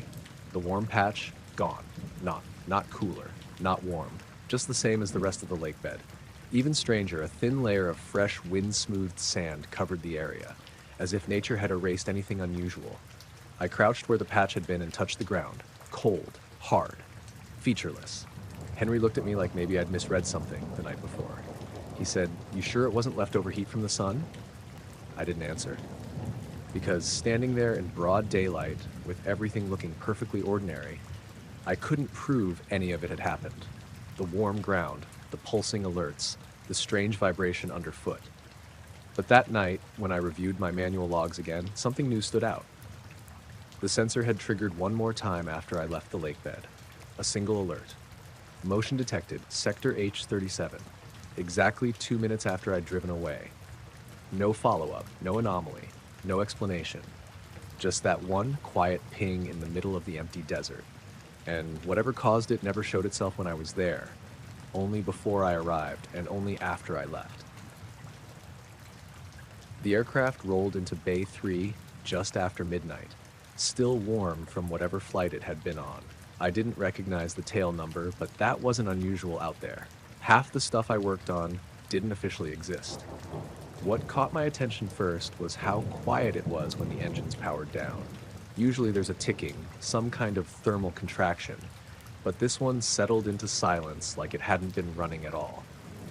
My supervisor, Keating, handed me the inspection checklist and said, "Quick turnaround, just the basics." That usually meant don't ask questions. I grabbed my light and started circling the aircraft. The hangar was cold enough that my breath came out cloudy. There was a faint humming from the generators, but otherwise it felt too quiet for how big the space was. When I got to the landing gear, I noticed something strange. Fine dust clung to the tire grooves and lower struts, a sort of dusty coating, but not like the tan grit you normally get from the desert. This stuff looked darker, almost gray-silver, and it caught the beam of my flashlight in this weird way. Not sparkling, exactly, but shimmering, like someone mixed metal shavings with powder. I rubbed some between my fingers. It felt dry, finer than sand, almost soft. When I held my fingers closer to the light, it reflected in a dull metallic sheen. I've never seen desert dust do that. I scraped a small amount into one of my sample vials. Normally, I wouldn't bother collecting debris from landing gear, but something about this felt out of place. The texture, the color, the way it stuck to the metal without static. The rest of the inspection was uneventful. Panels intact, no leaks, no thermal warping. Everything about the aircraft looked spotless, which was odd considering the amount of dust on the wheels. When I climbed up to check the wheel wells, I saw more of the same dust sprinkled across the inner struts. Not heavy, but noticeable. The wells should have been clean if the aircraft had come in on a paved strip, unless it had landed somewhere else first. That wasn't my business, though, so I didn't dwell on it. By the time I finished the checklist and signed off the initial report, it was almost 1 a.m. The hangar felt colder than before, like the big doors were leaking air. I grabbed my toolbox and headed toward the small break room to label the vial properly. Inside, the lights flickered once, just a quick pulse. Old ballast problem, nothing unusual. I set the toolbox on the counter, opened it, and reached in for the vial. It wasn't there. I checked the side pocket, the front compartment, under the rags, even the bottom tray where I keep spare fuses. Nothing. I emptied the whole box onto the counter, No vial. I stood there staring at the mess of tools, trying to remember if I'd left it somewhere by the aircraft. But I specifically remembered dropping it into the little interior slot, the one I always used for small parts so they wouldn't roll. I repacked the toolbox and went back out into the hangar. The aircraft sat there quietly, like it had been waiting. My flashlight beam cut across the concrete floor. No footprints except my own, no dust trails, no glimmer from the metallic powder I'd collected. I checked under the wheel chocks in case I'd set the vial down accidentally. Nothing. I even checked the pocket of my coveralls, though I already knew it wouldn't be there. I walked back to the break room telling myself I'd just misplaced it. But something felt off. An uneasy pressure in my chest, like I was supposed to notice the absence. I decided to gather another sample before the cleaning crew came in. When I reached the landing gear again, the dust was gone. Completely gone. Not smeared, not displaced, just absent. The tires looked normal, the struts clean. I crouched down and touched the rubber. Cold, dry, nothing on my gloves. I climbed up to check the wheel wells. Same thing. Clean metal, no residue, like someone had wiped everything down thoroughly while I was in the break room. But I hadn't heard anything. No footsteps, no equipment moving, no rolling carts. The hangar had been silent. When I checked the maintenance logs again, the glow from the monitor cast long shadows across the bay. I kept glancing toward the aircraft as I typed. It sat there like a dark shape that didn't want to be looked at too long. Keating walked in a few minutes later, rubbing his eyes like he'd just woken from a nap. "You finish inspection?" he asked. "Yeah," I said. "But I found some kind of dust on the landing gear, metallic looking. It wasn't on the checklist." He didn't react, didn't ask about it, just nodded once. "It's clean now," he said. "Make sure your report stays standard." I frowned. "Did someone come wipe it down?" "No," he said too quickly. "You must have seen dried hydraulic residue." "It wasn't fluid," I said. "It was standard," he repeated, sharper this time. I didn't argue. Not there. Not with the aircraft sitting behind him in the corner of my eye. When he left, I finished typing the clean report. No anomalies, no foreign debris, no irregular dust accumulation. Before heading out, I checked my toolbox one more time. Everything was where it should be, except the missing vial. That spot was empty, as if nothing had ever been placed there. I walked out of the hangar into the cold desert night. The sky was clear, stars scattered across it. The moonlight barely touched the outline of the mountains.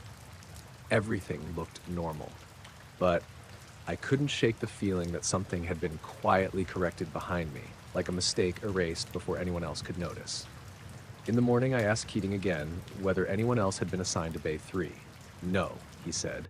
"The aircraft's already gone." I checked the tarmac through the windows. The bay was empty. No markings, no sign an aircraft had even been moved. That night, before the next shift, I opened my toolbox again. Part of me hoped the vial had somehow reappeared. It hadn't, just the faintest hint of a metallic smell that faded the moment I noticed it. We were camped maybe 3 miles from the outer boundary fence, at one of those unofficial pull-off spots people use when they don't want to pay for a campground. It was early fall, desert nights already getting cold. There were 4 of us, me, my friend Lucas, and a couple we'd met earlier that day, Maria and her brother Jonah. We weren't doing anything wild, just grilled some food, had a couple beers, and sat around talking until we all started getting tired. I went into my tent around midnight. The others stayed up a bit longer, but by 1:30 the whole camp was quiet. The air smelled like dust and the leftover smoke from the little fire we'd put out. The sky was clear, really clear, the way it only gets out in that part of Nevada. You could see every star. I must have been asleep for 30, maybe 40 minutes when I felt the ground vibrate. Not a jolt, not shaking, more like a long, steady hum, almost like a big truck idling underground. It wasn't loud. It was subtle enough that I thought it might be part of my dream at first. But when I opened my eyes, the tent fabric was trembling just slightly, like someone was running a hand across it from the outside. Then, almost at the exact same second, all 3 car alarms went off. Mine, Lucas's, and the rental Jonah had brought. They didn't go into full alarm, more like a single chirp, the kind that usually means the doors were locked or unlocked remotely, except nobody had touched anything. I sat up fast. I heard the zipper of another tent, then Jonah whispering, "Did you guys feel that?" Lucas answered, "Yeah, something's vibrating." The ground gave another pulse, not stronger, just more definite, like it was making sure we noticed this time. I stepped out into the cold and saw the others doing the same. The air felt still, too still for the desert at night. No wind, no insects, no distant highway noise. All three cars had their parking lights flicker once before shutting off again. "Could be a quake," Maria said, but she didn't sound convinced. There was no follow-up tremor, no shifting dirt, nothing that felt like natural movement. We all looked toward the fence line, even though it was too far away to see from where we were. Mostly, I think we wanted to make sure nothing was coming. When I tilted my head back, I noticed something in the sky. It wasn't a light, exactly. More like a dim, circular glow way higher than anything should have been glowing. Not bright enough to illuminate anything on the ground, but bright enough to look wrong. A vague, uneven ring, like the afterimage you get from staring at a flashlight, except it stayed perfectly still. "Is that a cloud?" Lucas asked. "There aren't any clouds," I said. He was right about the shape. It looked like a cloud lit from behind. But the sky was empty. Stars everywhere except inside that faint circle. Inside it, the stars were muted, not gone, but dimmer somehow. We stood there watching it, nobody saying anything for a long time. The ground vibration continued at this slow, constant frequency. Not painful, not even uncomfortable, just this low humming that made my teeth feel like they wanted to buzz. Then it stopped, completely. The silence afterward felt heavier, like the air was waiting for something. The circle of light flickered once. It didn't brighten or dim, it just pulsed, like someone tapping a light switch too quickly to fully shut it off. Then it stayed steady again, hovering above us without moving. Jonah muttered, "What the hell is that?" None of us answered. We didn't have anything to compare it to. It wasn't a plane, it wasn't a drone, it wasn't a spotlight. There were no beams, no sound, no movement. After maybe another minute, the circle began fading, not shrinking, just losing brightness, like someone slowly lowered the exposure on a camera. The stars inside it came back into focus. The edges dissolved into the rest of the sky. Then it was gone, like it had never been there. We kept standing outside, trying to see if it would come back. It didn't. Everything stayed silent. Even the cars stayed quiet. Eventually, Lucas said he was going back to bed. Nobody argued. We were too tired and too unsure what else to do. But none of us slept well after that. I woke up 2 more times during the night, checking the sky through the mesh of my tent. Nothing. Just stars. When the sun came up, we walked around the camp looking for anything unusual. No footprints that weren't ours. No disturbed dirt. No marks on the cars. Nothing that would explain why all 3 alarms chirped at once. Before we packed up, I checked the car's diagnostic display. It showed a brief voltage spike at 2:04 a.m., the exact moment everything happened. Lucas's car had the same spike. The rental didn't have detailed diagnostics, but Jonah said the clock had reset itself to midnight. We talked about reporting it to someone, but who do you even call for something like that? It wasn't a crash. It wasn't a fire. It wasn't anything you could describe without sounding like you were making it up. When we drove off, I kept looking in the rearview mirror, half expecting the circle to reappear. It didn't. Everything looked normal in daylight. The same desert scrub, same empty sky, but I kept replaying the moment the ground stopped vibrating, that sudden stillness right before the glow faded. It felt almost like whatever caused it had moved on, and we were standing in the absence it left behind. We didn't camp that close to the boundary again. It started during my 3rd month on base, just before winter. I was on early shift that week, which meant waking up around 4:30 a.m. and walking across the east side of the property while the sky was still dark. Most mornings were the same, cold, quiet, and empty, except for the occasional truck heading toward the hangars. But one morning I stepped outside the dorms and noticed how loud the birds were. They always nested in the low scrub around that area, chirping nonstop in the hour before sunrise.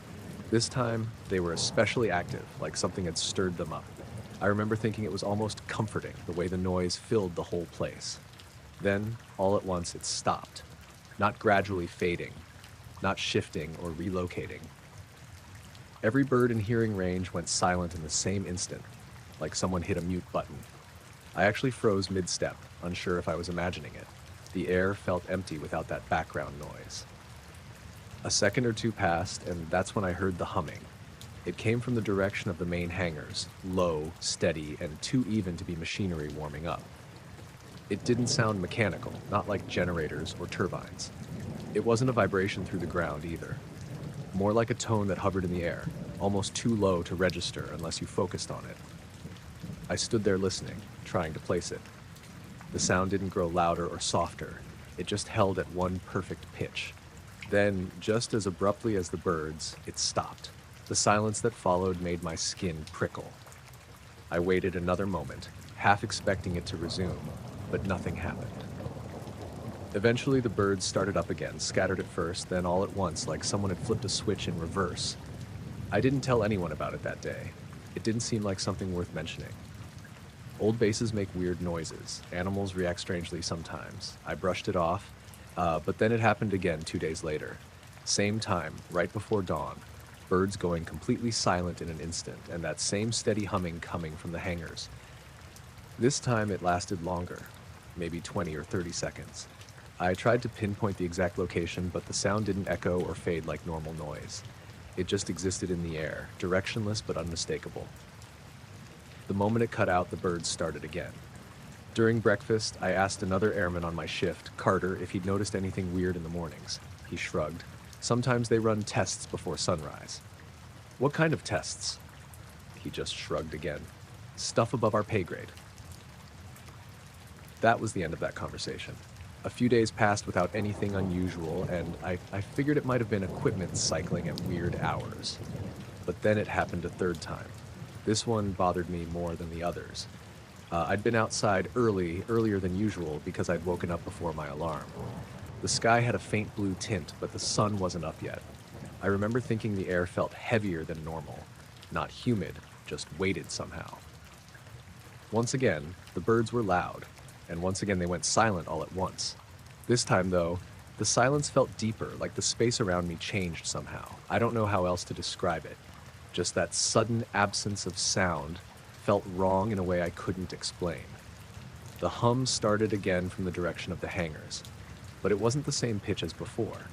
It wavered slightly, almost like someone adjusting a frequency knob. It shifted up, then down, then settled on a tone lower than any mechanical drone I'd ever heard. I walked a few steps toward the fence line just to see if I could get a better angle. The hum didn't get louder. It didn't react to my movement at all. The sky above the hangars had this faint, washed-out look, like a thin layer of fog I couldn't quite see, just a subtle discoloration. Then the hum cut off so suddenly it almost hurt my ears. The birds stayed silent this time. 10, maybe 15 seconds passed before they started up again, one call at a time, hesitant at first. Their calls sounded sharper than usual, like they were still unsettled.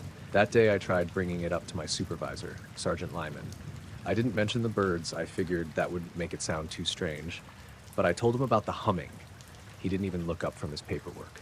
You probably heard a pressure test. At 4:30 in the morning, they run them when they need to. That was the end of that. For the next week, nothing happened. I even started waking up early on purpose, sitting outside just to see if I could catch it again. The mornings stayed normal. Birds chirping, trucks moving, lights flickering on in the distance. Then one morning, long after I'd stopped waiting for it, it returned. I'd been walking the back path behind the dorms, the one that cuts between two low ridges. Sunrise was about 20 minutes away, and the desert had that strange bluish glow right before daylight. Birds were chirping like always. Then silence fell across the entire ridge. Every bird, every insect. Even the wind seemed to stop pushing against the brush. The hum rose out of the quiet, louder than before. Not painfully loud, just more present, like it was closer or stronger. The pitch vibrated lightly in my ribs. I don't know if that was physical or just nerves. I stood still and tried to breathe normally. The hum stretched on longer than any previous time, at least 40 seconds, maybe more. It had that same steady quality, like it wasn't generated by anything physical, more like a tone in an empty room. Then, with no warning, it stopped. Not faded, not tapered off, stopped instantly. The same moment it ended, a floodlight near one of the hangars flicked on, even though it wasn't motion triggered. It stayed on for maybe 3 seconds, then shut off again. The birds didn't resume chirping for almost a full minute. When they finally did, the sound was weak at first, scattered and uneven. I didn't bring it up again after that. I didn't want another canned explanation. I figured if there was something happening, they already knew about it and didn't plan on telling us. The strange part is that it only ever happened before dawn. Never in the afternoon, never at night, never during training days or busy flight cycles. Just that narrow window before the sun broke the horizon. And each time the birds reacted first. Then the hum would come. Then everything would go still. Every so often, when I wake up early, even now, I listen for the sound without meaning to. Even far from the desert, there's a moment right before sunrise when the world gets quiet just for a breath, and I catch myself waiting for that hum.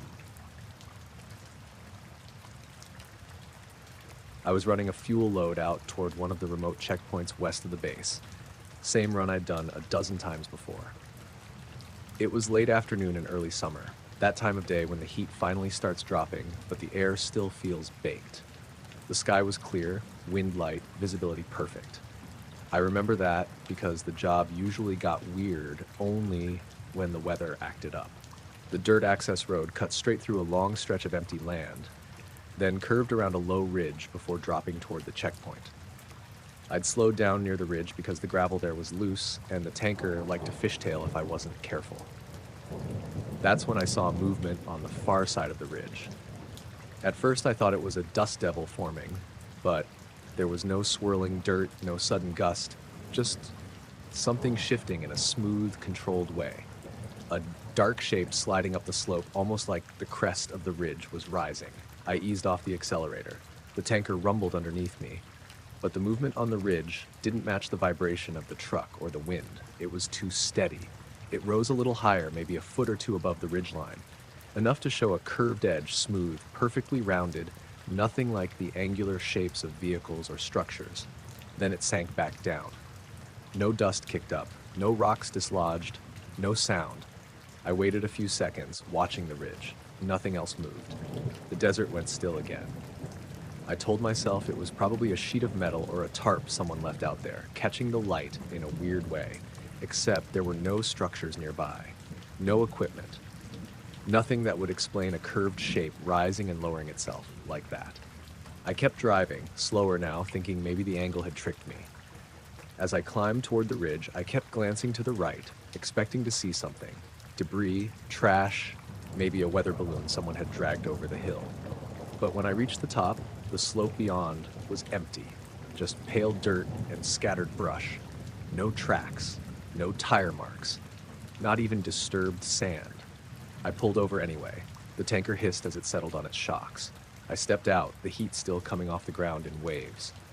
When I walked to the edge of the ridge and looked down, there was nothing that could have made the movement I saw. The slope was too gradual for anything heavy to hide behind. No rocks big enough to obscure a vehicle. And the rounded edge I'd seen, whatever it was, didn't match anything natural. I stayed there a while, listening.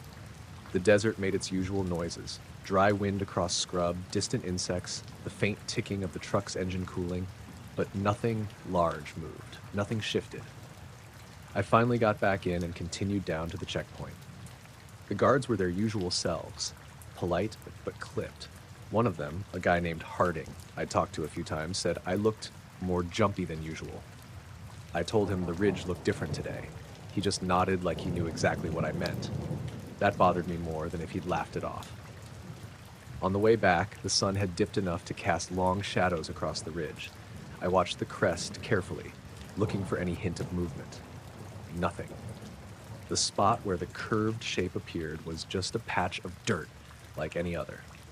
I stopped again at the top of the ridge. There was no reason to. I wasn't required to inspect anything on return trips, but I felt like I had to look one more time. The breeze had picked up slightly. Dust shifted across the ground, but nothing larger moved. Then I noticed something faint near the base of the ridge, off to the side where the slope leveled out. A patch of ground that looked smoother than the surrounding dirt. Not newer, just cleaner, almost like it had been brushed flat. I climbed down the slope and crouched beside it. The soil felt compacted in a way the rest of the area didn't. Not like tire tracks, more uniform, compressed evenly.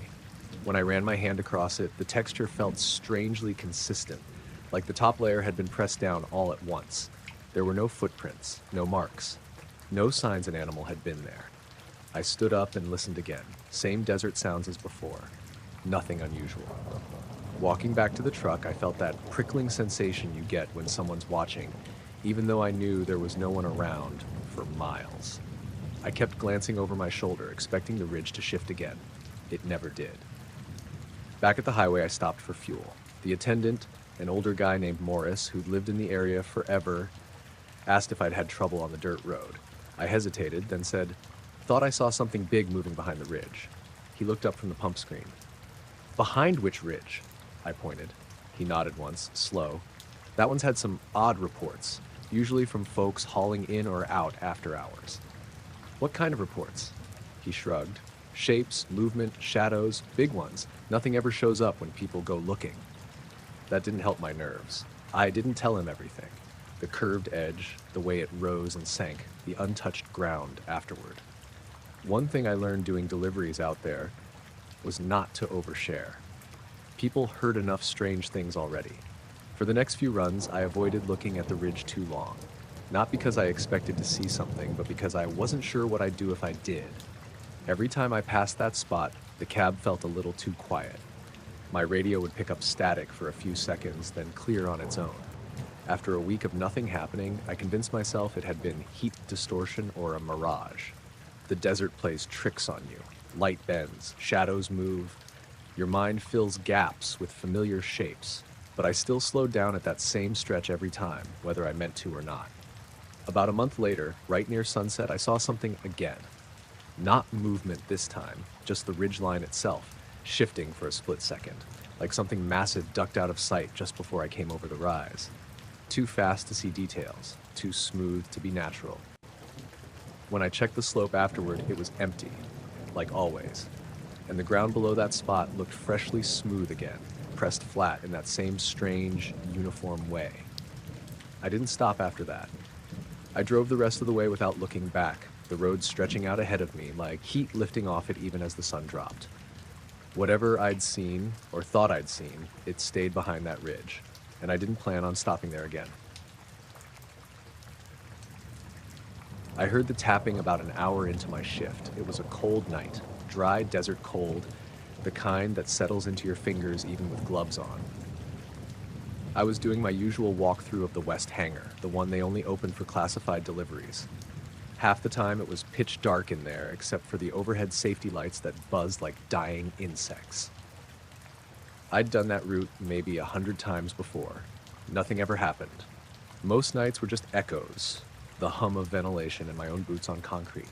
That night, though, I stepped past Storage Bay C and heard a faint tap, tap, tap, tap, tap, tap coming from inside one of the sealed units. I stopped walking immediately. There was nothing in that section except transport crates, big steel ones with magnetic seals, no external access unless logged and authorized. I checked my clipboard. Unit C-17, empty transport crate, checked in that morning. No outgoing movement. No assigned contents.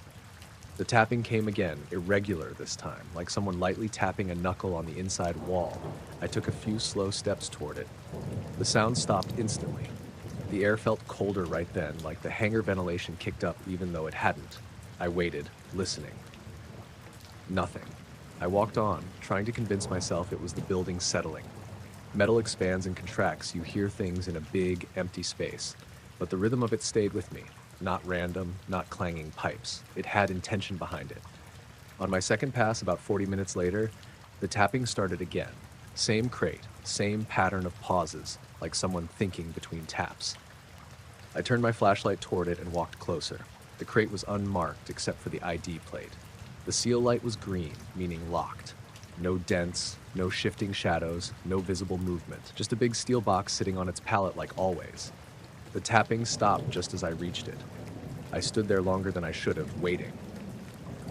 The concrete under me felt slightly warmer than the rest of the floor, maybe my imagination, I don't know. I pressed my palm lightly to the side of the crate. It felt cool, the way steel should. But for a split second, I thought I felt something faint behind it. Not movement exactly, more like the vibration of a distant generator, except localized. When I pulled my hand away, the crate felt completely still. I finished the loop and went back to the guard station to check the internal logs. Nothing unusual. No recorded motion alarms, no sound-activated flags, no environmental alerts. The crate had been logged as empty on arrival, signed by a supervisor I barely knew. When I walked back out for the next patrol, I hesitated before turning left toward Bay C. Part of me wanted to skip it and avoid hearing anything else. But that wasn't an option, so I forced myself through the hangar doors again. Everything sounded normal at first. The lights buzzed overhead. The ventilation system gave that low, constant hum. My boots echoed sharply. Then the tapping returned. Fainter this time, almost timid, but definitely there. Tap, tap, tap, tap. I approached slowly, not wanting to surprise whatever was happening, even though I didn't actually expect anything to react. When I got within maybe 8 feet, the sound stopped again. Cleanly, like someone flipping a mute switch. This time I circled the crate, checking each side with my flashlight. Nothing. No gaps. No signs of someone tampering with it. I leaned close to the seam where the top met the side panel. No air moving. No heat. No noise. When I stepped back, the overhead lights flickered, just a quick dim and return. The whole hangar does that sometimes, but the timing made my chest tighten a little. I decided to radio it in, but halfway to my shoulder mic, I stopped. What exactly would I report? Hey, Control, an empty crate is making tapping noises, but only when I'm not standing next to it. They'd send someone to check, find nothing, and I'd be the one who looked jumpy. I finished the patrol in silence. Around 3:45 a.m., on my final loop, I passed Bay C again. The crate sat exactly where it had been all night, no tapping, no flickering lights, nothing out of the ordinary. But as I walked past, the sound started up again, very quiet, barely noticeable. This time it was different. A single, soft tap every few seconds, almost like testing if I was still listening. I stopped walking, but didn't turn around. I listened with my back to the crate. The taps continued, slow, patient. I turned suddenly, taking a fast step toward the crate. Silence. I didn't move. I just stared at the steel box for a long time, waiting for something to happen. The overhead lights hummed. My breathing echoed inside my helmet. Nothing else. Eventually, I forced myself to finish the patrol. When my shift ended at 5, the replacement guard, Ortega, came in early. He noticed I seemed off and asked if anything strange had happened. I almost told him, but something held me back. Not fear, more like uncertainty. I didn't want to plant the idea in someone else's head if it was just a building noise, some structural quirk I happened to fixate on. Instead, I said, Bay C's been a little noisy, probably metal cooling. He nodded like that was completely normal. Maybe it was. Later that morning, after I'd signed out and was heading past the admin office, I overheard 2 maintenance guys talking quietly. One of them mentioned a crate being relocated from Bay C before sunrise. Said it wasn't scheduled, but someone higher up had ordered it moved to a storage tunnel. I don't know if they meant the same crate. They didn't specify a number, but the time lined up.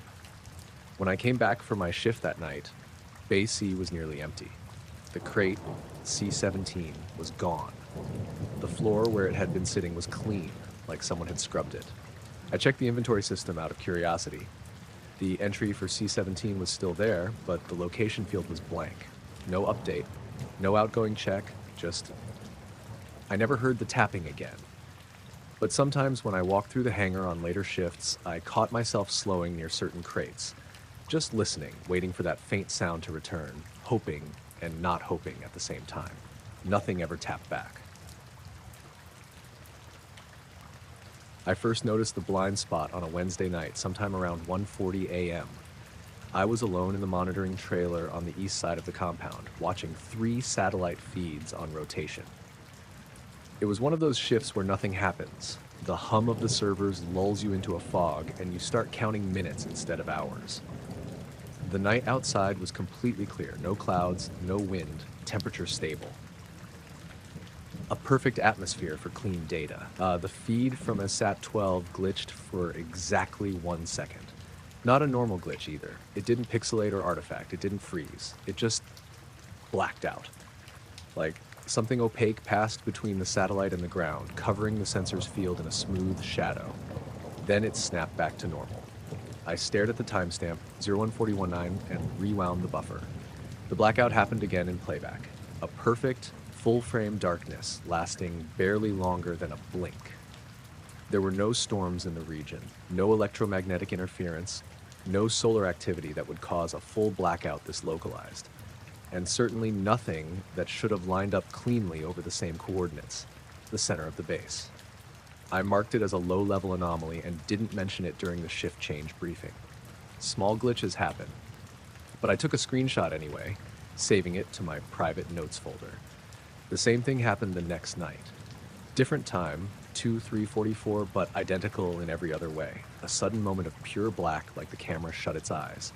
No distortion around the edges, no transition, no corruption. Just a single missing second of data. I flagged the event to my supervisor Hayes during the morning review. He skimmed the logs and said, could be signal drop or thermal drift. It's not drift, I said. It's too clean, too exact. Hayes pulled his coffee mug closer and shrugged. We'll keep an eye on it, which meant drop it. But I didn't. Over the next week, the blind spot appeared 3 more times, always at night, always centered directly over the base, and never lasting more than a couple seconds. There was no pattern to the timing, sometimes an hour apart, sometimes 2. But the blackout was always perfectly uniform, perfectly circular, and impossibly precise. I checked the satellite's orbital path. The blind spot didn't match any known shadow event, no eclipses, no earthshine, nothing. And the base itself didn't have any active obstructions tall enough or large enough to cause a blackout from that angle. On the 6th occurrence, I noticed something new.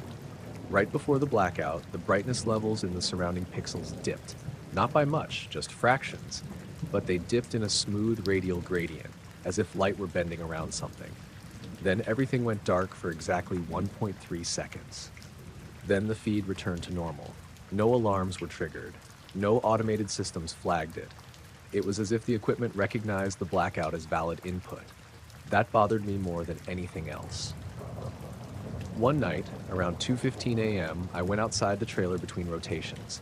The desert air was cold enough to sting my nose. The sky was a perfect dome of stars, bright, sharp, undisturbed. But when I glanced straight up, right above the base, something felt off. Not visibly. There was nothing to see, but there was a sense of a darker patch. Like the sky there didn't reflect starlight the same way. I tried focusing on it, but the harder I looked, the more my depth perception slipped, like my eyes couldn't lock onto the spot. A faint pressure built behind my ears, the same feeling I got during altitude chamber training years ago. When I stepped back under the trailer's fluorescent lights, the sensation faded instantly. I told myself I was overtired. 2 nights later, the blind spot appeared again, this time for 2 full seconds. Long enough that the system automatically created a quality control flag, long enough for the feed to drop to static for a half frame before going black entirely. When the image returned, the temperature readings for the ground had fluctuated slightly, even though real conditions hadn't changed. The calibration rebalanced itself within a minute, but the spike wasn't random. It preceded the blackout by exactly 0.05 seconds. Almost like the satellite was detecting something physically present, something with thermal characteristics unusual enough to distort the scan. I printed the frame and brought it to Hayes the next morning. He didn't even let me finish. Delete the logs. Why? Because there's nothing to investigate. It's a faulty sensor cluster. It's not faulty if the readings are controlled, I said. My voice sounded steadier than I felt. It's too consistent. It's happening over the same coordinates every time. Hayes looked at me, then at the printout. His expression tightened just for a moment before he slid the paper back toward me. Do not pursue this, he said. That was the first time he'd ever used that tone with me. That night, I checked the satellite diagnostics manually. Everything checked out. No drift, no thermal imbalance, no radiation interference. SAT-12 was running perfectly. At 1:58 a.m., the blind spot appeared again, but this time something else showed up, only for a frame, but enough for me to see it. A faint outline. Not a shape exactly, but a distortion, like the shadow of something curved. It moved slightly before vanishing into the black. I slammed the pause key, rewound, advanced frame by frame. The distortion didn't reappear. The playback was clean again, as if the system decided to overwrite the anomaly during buffer correction. But I had seen it. Something occupying space. Something high enough or large enough to block a satellite feed in a controlled, perfect circle. The next morning, when I checked the logs, every record of the blind spots, every single one, had been purged. Not deleted. Purged. No metadata. No corrupted file notices. Just a seamless timeline with no gaps. My supervisor didn't mention it at all. I didn't bring it up. But since then, whenever I look up at a clear night sky, I find myself searching for that subtle absence. The faint place where the stars don't shine quite right, where something seems to be sitting between the sky and the ground. And sometimes, just for a moment, I feel that same pressure behind my ears, like the air is waiting for something to reappear.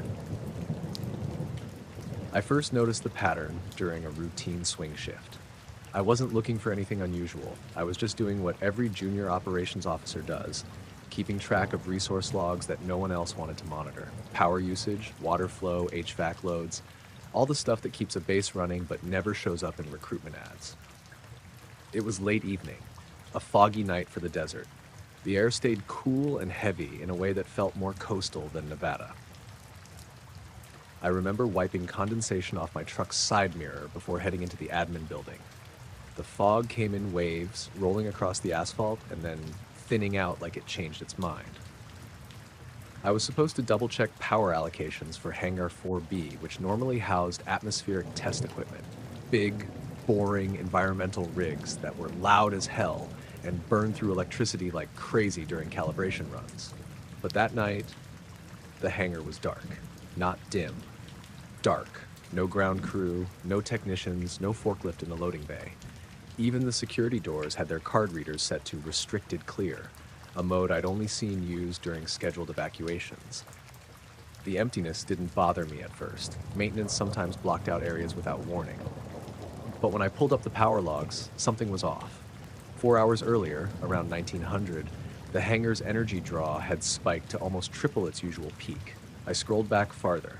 The spike lasted exactly 37 minutes. Not around, not close to. Exactly. Then the log went flat, showing the hangar pulling almost no load at all, like everything inside had been shut down at once. I checked the day before. Same thing. The month before, again, same time window, same duration, same spike pattern. I leaned back in the chair, rubbing my forehead, trying to think of any scheduled procedure that hit that hard on the grid. Calibration didn't, power tests didn't, backup transitions didn't. Those usually produced messy, uneven spikes, not a perfect block of usage. I flagged it for review and left it at that, at least for the moment. But when I arrived on base the next night, there was talk, quiet stuff between crew chiefs and logistics guys, just vague comments about 4B being active again. One guy, Mendoza, mentioned picking up a faint metallic smell outside the hangar door hours after the place had supposedly shut down. He said it almost burned his throat. He laughed it off like it was just coolant, but coolant doesn't smell metallic, not the kind we use. Later that week, I walked past 4B during lunch. Everyone else was heading to the cafeteria, but the hangar had a thick red line of tape across the entryway, the kind used for internal lockdowns. The air felt cool near the door, even though it was a brutally hot afternoon, like there was a subtle draft coming from the seams around the frame. When I asked a tech supervisor, Cooper, what was going on, he kept his eyes on his tablet and said, "Scheduled purge," before walking off. That was the first time I felt like he was lying to me. A week passed. Then the next spike appeared in the logs. This time, I stayed late on purpose so I could check in real time. Around 1845, I drove toward the far end of the base where 4B sat by itself. Fog wasn't an issue anymore. The sky was clear, the moon bright enough to cast sharp shadows across the concrete. The hangar looked empty. Lights off, no one coming or going. At 1900 exactly, the ground vibrated. Not a quake, not heavy machinery, something more subtle like a subwoofer buried deep underground. The kind of vibration that makes the air feel thicker, like your ears want to pop but don't. I stopped walking. The vibration hummed under my boots and then steadied into a low, constant thrum. The lights inside the hangar snapped on all at once, bright enough to spill through the upper ventilation slats. But no silhouettes moved inside, not one. The power log on my tablet spiked in sync with the lights. I waited for trucks to arrive, for personnel to appear, for anything to indicate the hangar wasn't completely empty during a massive power draw. No one came. At one point, a golf cart passed on the road behind me, headlights sweeping across the pavement. The driver didn't look toward 4B at all. If anything, he kept his face pointed forward in a way that made me think he was intentionally ignoring it. Around minute 30 of the spike, the thrum under the ground shifted pitch slightly, like something changed gears. My chest felt tight, like the air pressure had increased by a small but noticeable amount. I backed up a few steps without meaning to. Then, at 37 minutes, almost to the second, everything stopped. The lights shut off. The vibration vanished. The pressure in the air eased. The hangar returned to looking abandoned. The spike in my log dropped to 0. I walked back to my truck, feeling uneasy but not scared yet. More like I'd stepped into something I shouldn't have. Some classified test procedure that junior officers weren't cleared to know about. But things got stranger after the next spike. I was reviewing footage from an exterior camera mounted near the fuel depot. Its angle caught a corner of 4B's roof. During another energy spike, this one around 22:15 because the schedule sometimes drifted, the camera image flickered. Not glitched. Flickered. For 3 frames, the roofline seemed to warp upward, like heat distortion but sharper, controlled. The timestamp on the footage jumped backward by exactly 1 second before continuing. I replayed it 10 times, trying to convince myself it was a camera malfunction. The next morning, that camera feed segment was missing. Not corrupted. Missing. The files jumped from 24059 to 26005. I asked the IT guy on duty what happened to the footage. He shrugged and said, probably overwritten. But that wasn't how the archive system worked, and he knew it. By then, I'd stopped mentioning anything to anyone. The next spike happened during a storm, not common out here, especially not the kind with rolling thunder and thick, low clouds. It was just after midnight when the rain started. I was driving across base to deliver a schedule update to night security when I saw faint flashes of light reflect off the wet pavement near 4B. Not lightning. Lightning is sharp and sudden. This was more like slow pulses, internal to the hangar. The fog from the storm had pooled around the building, making the lights inside look diffused, like something was glowing steadily behind the walls. The vibration started again, this time stronger. By the time I reached the security office, the windows were rattling slightly. I asked the sergeant inside if he felt it. He said, HVAC recalibration, without looking up from his clipboard. That was when fear actually settled in. Not because something huge was happening behind that hangar door, but because everyone who knew anything wouldn't acknowledge it.